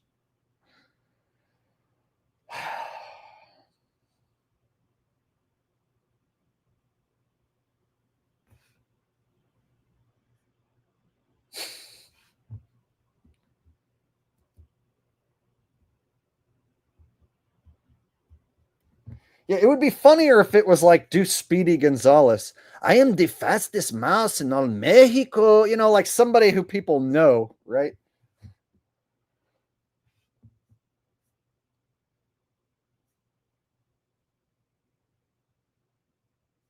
You know what I'll do? Because I'm not sure exactly what you're wanting me to do. You just want me to just pretend I'm a Mexican who can't speak English? Then I'll just be like,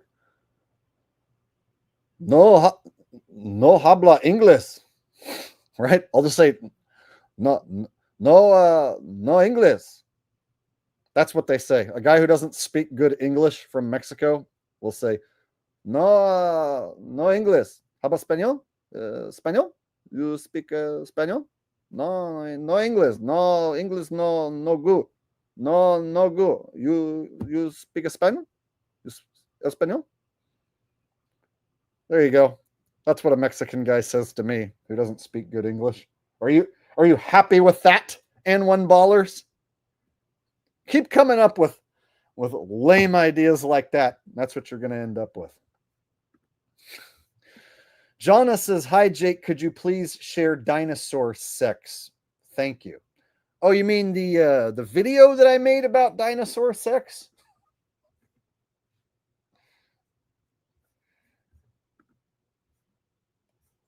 Gosh. I think that's what you want.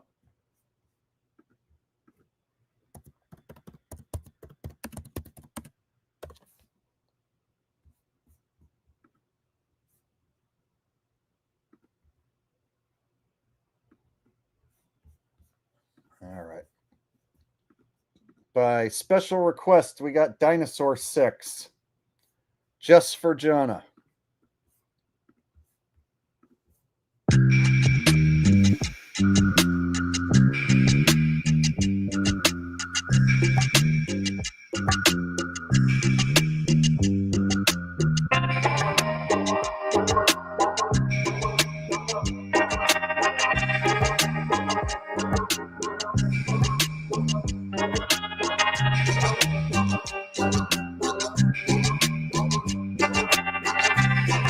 What's up, guys? Flat Earth Asshole here. Now, I want you to take a good look at this here meme. It's a pretty damn funny meme, huh? I came across this meme on Facebook. I'll admit I didn't make it myself. However, I thought it was hilarious, and so I decided to share it on my Facebook page. Now, I didn't know the level at which that particular meme was going to cause such an outcry on Facebook. I mean, I figured because I've got thousands of friends on. Oh, yeah. We went over Crater Earth before in the past. So the one channel that was talking about that, Godgev Lamasty, he basically is like a shill who just fucking reads a script and he has this well-edited content, but he doesn't have any evidence for us living in a crater Earth.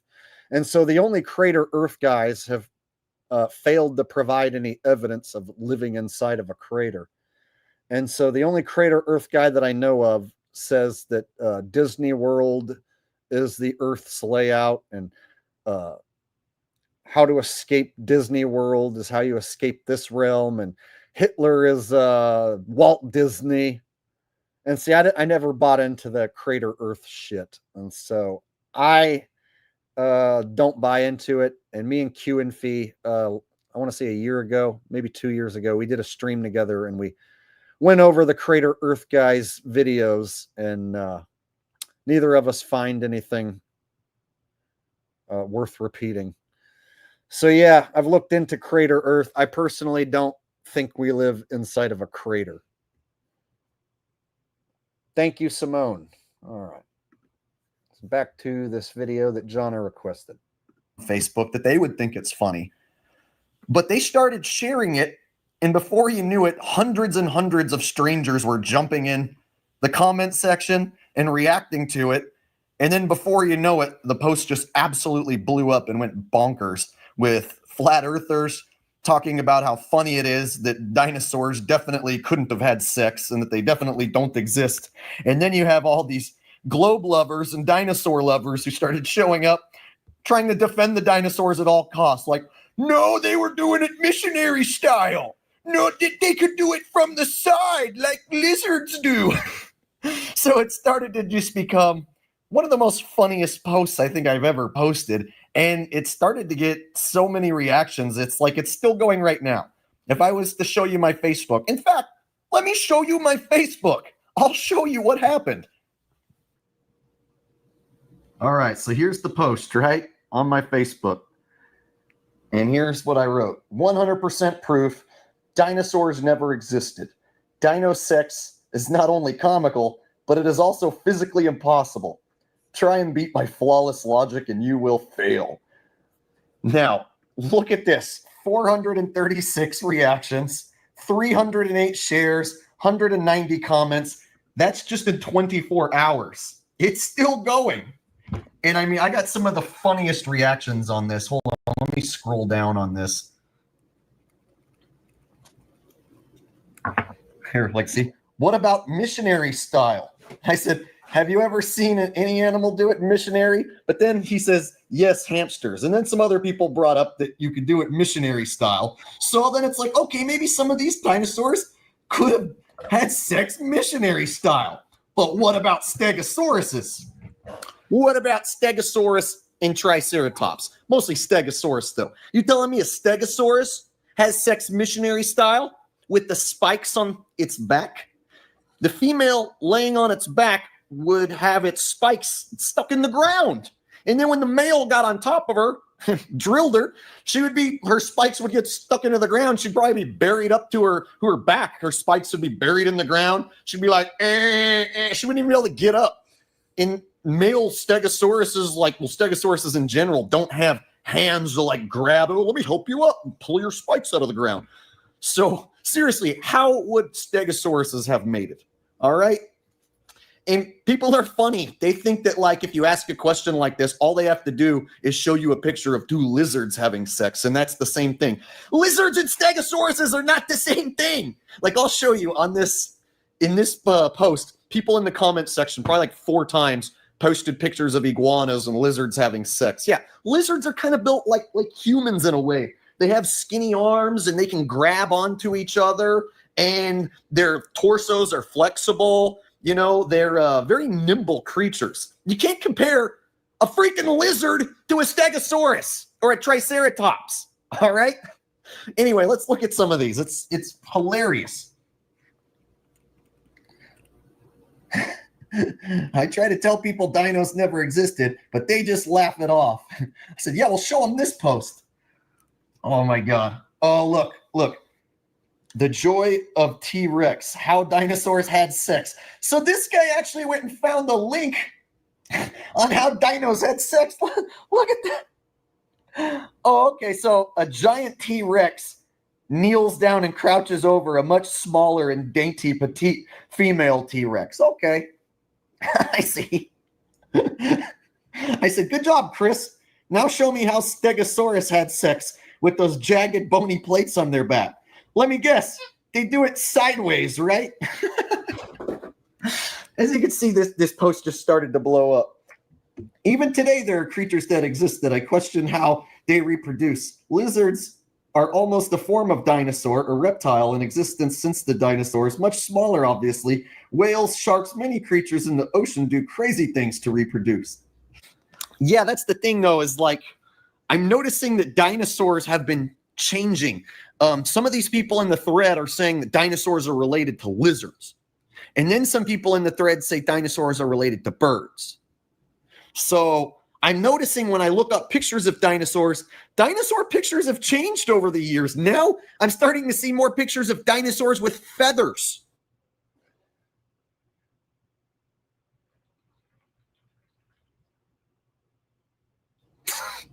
Yeah, dinosaurs with feathers, because they're saying dinosaurs are related to birds. So I see feathered dinosaurs, but then other people are telling me, no, dinosaurs are related to lizards. And then they want to show me pictures of lizards having sex. So like, are dinosaurs more related to lizards or birds? Like, which is it? And then, of course, people say, no, it's not birds. It's a common ancestor. So when someone in the thread's like, oh, you telling me a dinosaur turned into a fucking chicken? They're like, no, it was a common ancestor. All right, y'all. So lots of funny stuff when you ask people questions, you know. So are these dinosaurs more related to birds or are they more related to lizards? Birds. Oh yeah? Even though they look more like lizards? Right? And then if you ask somebody like, okay, does the male dinosaur like penetrate the female dinosaur and like inseminate the female like the same way humans do? No, the female dinosaurs lay eggs and then the male dinosaur fertilizes the eggs. So I've heard people make the argument that the male dinosaur fertilizes the eggs. How does he do that? Is the question I ask. And then they go, oh, what? You're so stupid. You don't even know? No. Explain how the male fertilizes the eggs, please. Hey, look, this guy's so stupid. He doesn't even know how male dinosaurs fertilize the eggs. Jake's so stupid. He doesn't even know how male dinosaurs fertilize it. No, I am. I'm so dumb. I need you to explain how the male fertilizes the eggs. Well, silly. The female lays the eggs, and then the male, he comes along and fertilizes them. Yeah, that part. How does he do that? Like, does he take out his dinosaur penis and start jerking off and spray dinosaur jizz on the eggs and the dinosaur jizz soaks through the fucking dinosaur egg shell and fertilizes it? Is that what you're fucking gonna say? No. I'm not saying that the dinosaur jerks dinosaur jizz onto the eggs. No. That's preposterous. So how does he do it? Well, go ask somebody how the dinosaur fertilizes the eggs, and you're going to get all sorts of funny answers from people who will pretend like they know the answer until you ask them for the details. I had a girl play that whole like, oh my God, you're so stupid, you don't know. Like, no. How does it work? Does the dinosaur jerk off on the eggs? Oh my God, you're so retarded. That's what you think they do? No, I'm asking you to tell me what they do because I don't know. Tell me what they do. And then you'll see a girl go, he's so stupid, he doesn't even know. But they won't fucking say, yes, the dinosaur jerks off on the eggs.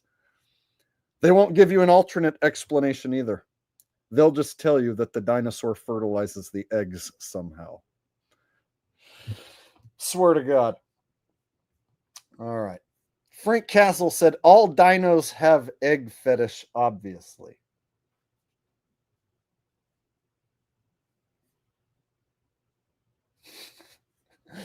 All right. That's what they say with humans and monkeys, right? When you go, are you telling me humans just came out of a monkey's asshole one day? No, They didn't come out of a monkey's asshole. They came out of a common ancestor's asshole. So, yeah, that's another one, the monkeys deal, like with evolution. Well, how come there's no half people, half monkeys? There's people. There's monkeys. You say monkeys became people. So how come there's no half monkey people? All those died? You're telling me every type of part monkey, part person died, but there's still lots of fucking monkeys and lots of people, but no part people monkeys? Well, Jake, we didn't come from monkeys. We came from a common ancestor. A common ancestor who's dead? Uh-huh. So there's no part human, part common ancestor monkeys? Nope, all of them died. But there is monkeys. So the rudimentary monkey that throws his own shit at other monkeys, it was able to survive living outdoors, not being a human. And then humans who are much more sophisticated and can build structures and create computers and the internet and all that jazz, like, they are living and thriving. But there is no part monkey, part person thing. No, all those species died. You gotta love the story of evolution. Makes perfect sense. Monkeys stay alive. People stay alive. But any sort of part monkey person, they all fucking died, man. Same goes for that first fish that grew legs and got up out of the water and became a monkey. There's no part fish monkey because the monkey had to be a fish, right? Because life came from water. So if life comes from water, that means a fish at some point had to grow some fucking legs and get up out of the water and turn into a monkey. And then that monkey turned into a person. That's how you know evolution's true. So that's like another thing. They throw in the whole common ancestor to make it legit. It's really hilarious. And then people are saying, no, the dinosaurs don't have sex, you stupid idiot. They lay eggs. And then the male dinosaur comes along and fertilizes them. Okay, how does he do that? How does the male dinosaur fertilize the eggs? How does he do that? Oh, does he just jerk off on the egg? He comes along and jerks off on the eggs, and then the sperm soaks through the eggshell, and that fertilizes the eggs? Is that what you're going to tell me? So some people are actually arguing that dinosaurs do have sex, and that they figure out a way, and that I'm just stupid for asking that question. And other people say I'm stupid for thinking dinosaurs have sex because they don't, and that they lay eggs, and that the male comes along and jerks off on the eggs.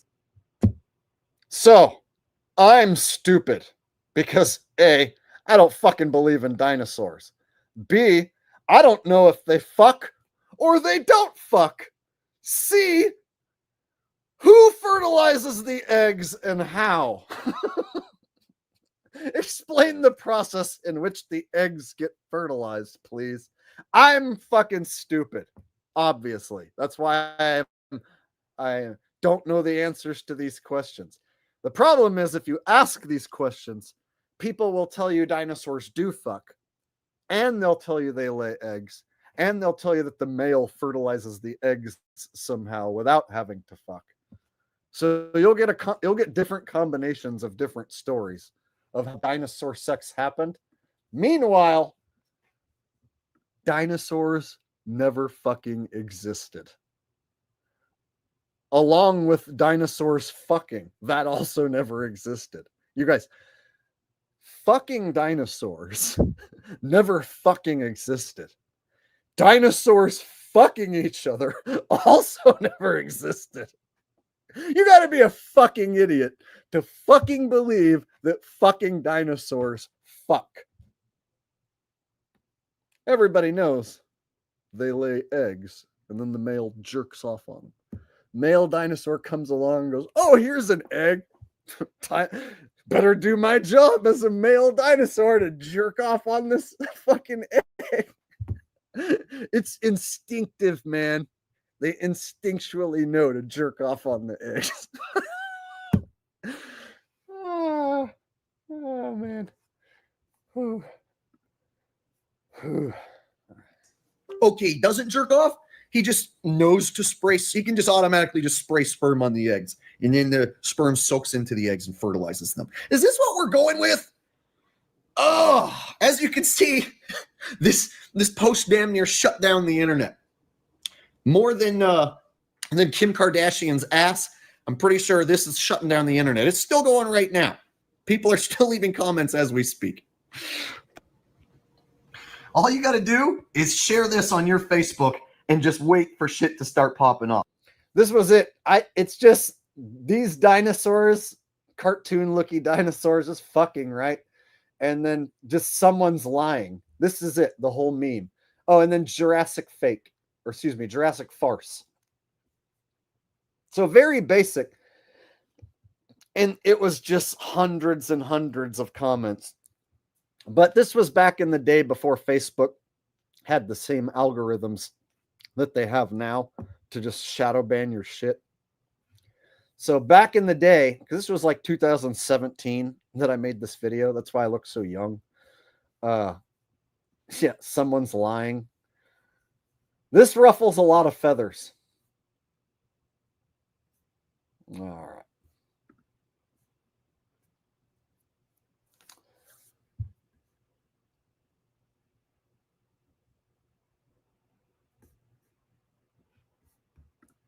Rose says, show the skinny dino with the fat one.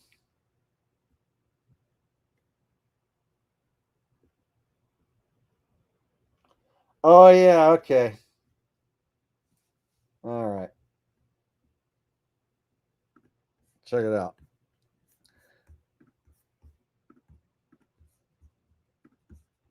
Almost forgot. Right? You know what I mean? An elephant's got a big butt that you can walk right up and look right into. Stegosaurus, like a Stegosaurus pussy is going to be like what, tucked up under here somewhere? Now you're telling me the male Stegosaurus is going to somehow come up and maneuver around all those plates and spikes? Seriously, where is the Stegosaurus pussy located? Somewhere around here, I would imagine.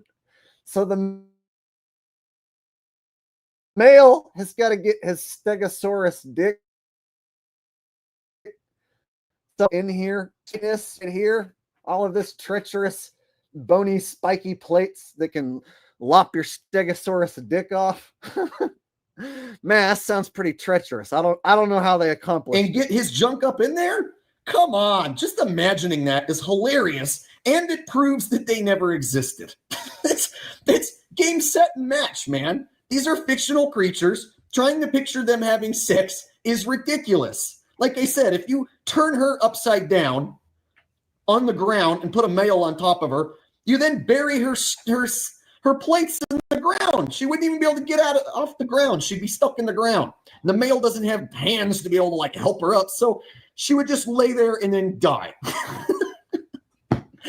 Come on. And then someone's gonna turn around and say, no, Stegosauruses do it sideways style. They call it Stego style.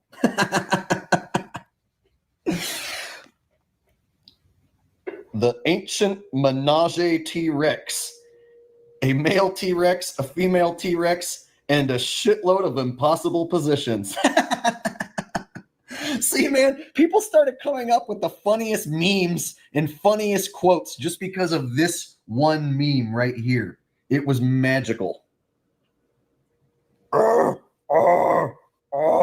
I'm trying, but I can't reach. Pull my hair, spank me. Oh, man, just one of the many awesome memes that erupted out of this. And then, of course, dude, dinosaurs come from eggs. They don't need to fuck. See?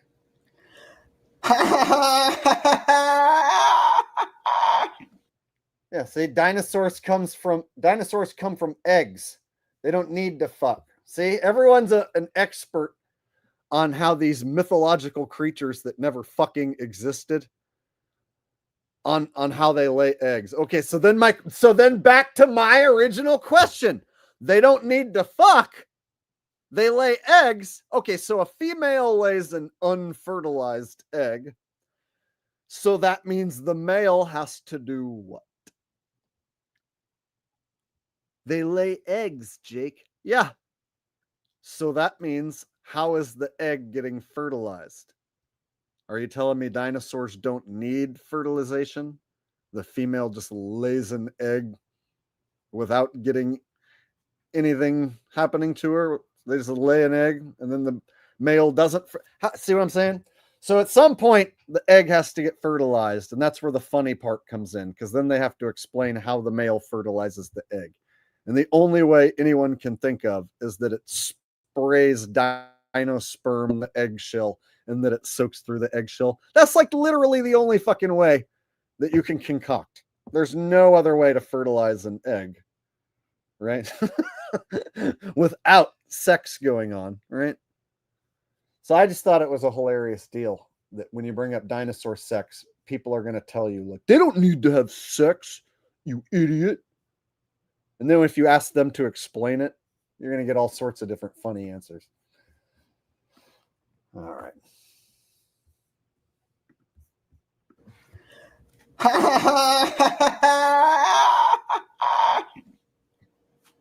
All right, this one is my absolute favorite part of the whole entire thread.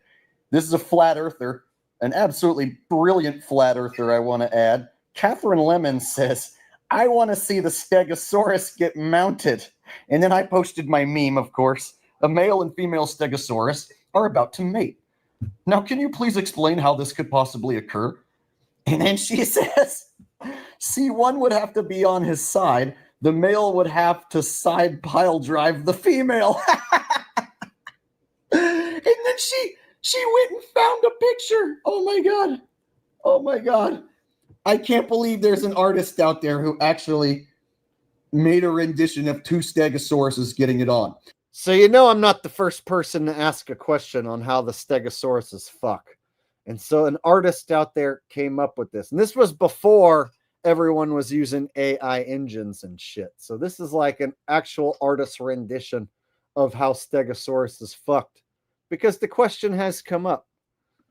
And the funny thing is look, like the female's like this big fat lard, and then the male's like this little skinny tiny thing. So he's able to avoid her spikes with his scrawniness. I even said, that is a tiny ass male right there. He's definitely not a big guy. And then she says, here's an orgy, a dinosaur orgy. Oh boy. Oh my God. That's just wrong. It's dirty, terrible, awesome, amazing post. Like I said, if you want to break the internet, this is the post. Do it. Go post that meme on the on your Instagram, Facebook, or whatever, and maybe it'll go as crazy as mine did back in 2017. All right, there you go. Good times. All right. So we've been on here almost 4 hours, and I'm getting hungry, getting tired. My dog wants to go out for a walk. So we're going to wrap this thing up, and I will see you guys in the next stream or the next video, whatever comes first. Thank you guys for hanging out with me tonight. Thank you to everybody who donated tonight. I really, really appreciate it. And then to everyone who didn't donate, I appreciate you too. And all the assholes who tried to ruin my stream with your weirdo messages, you know what? I appreciate you too. And screw you. Die slow, bitch. And until next time, this is Jake the Asshole and Ralphie. We're signing out. Peace. Much love. Bye-bye.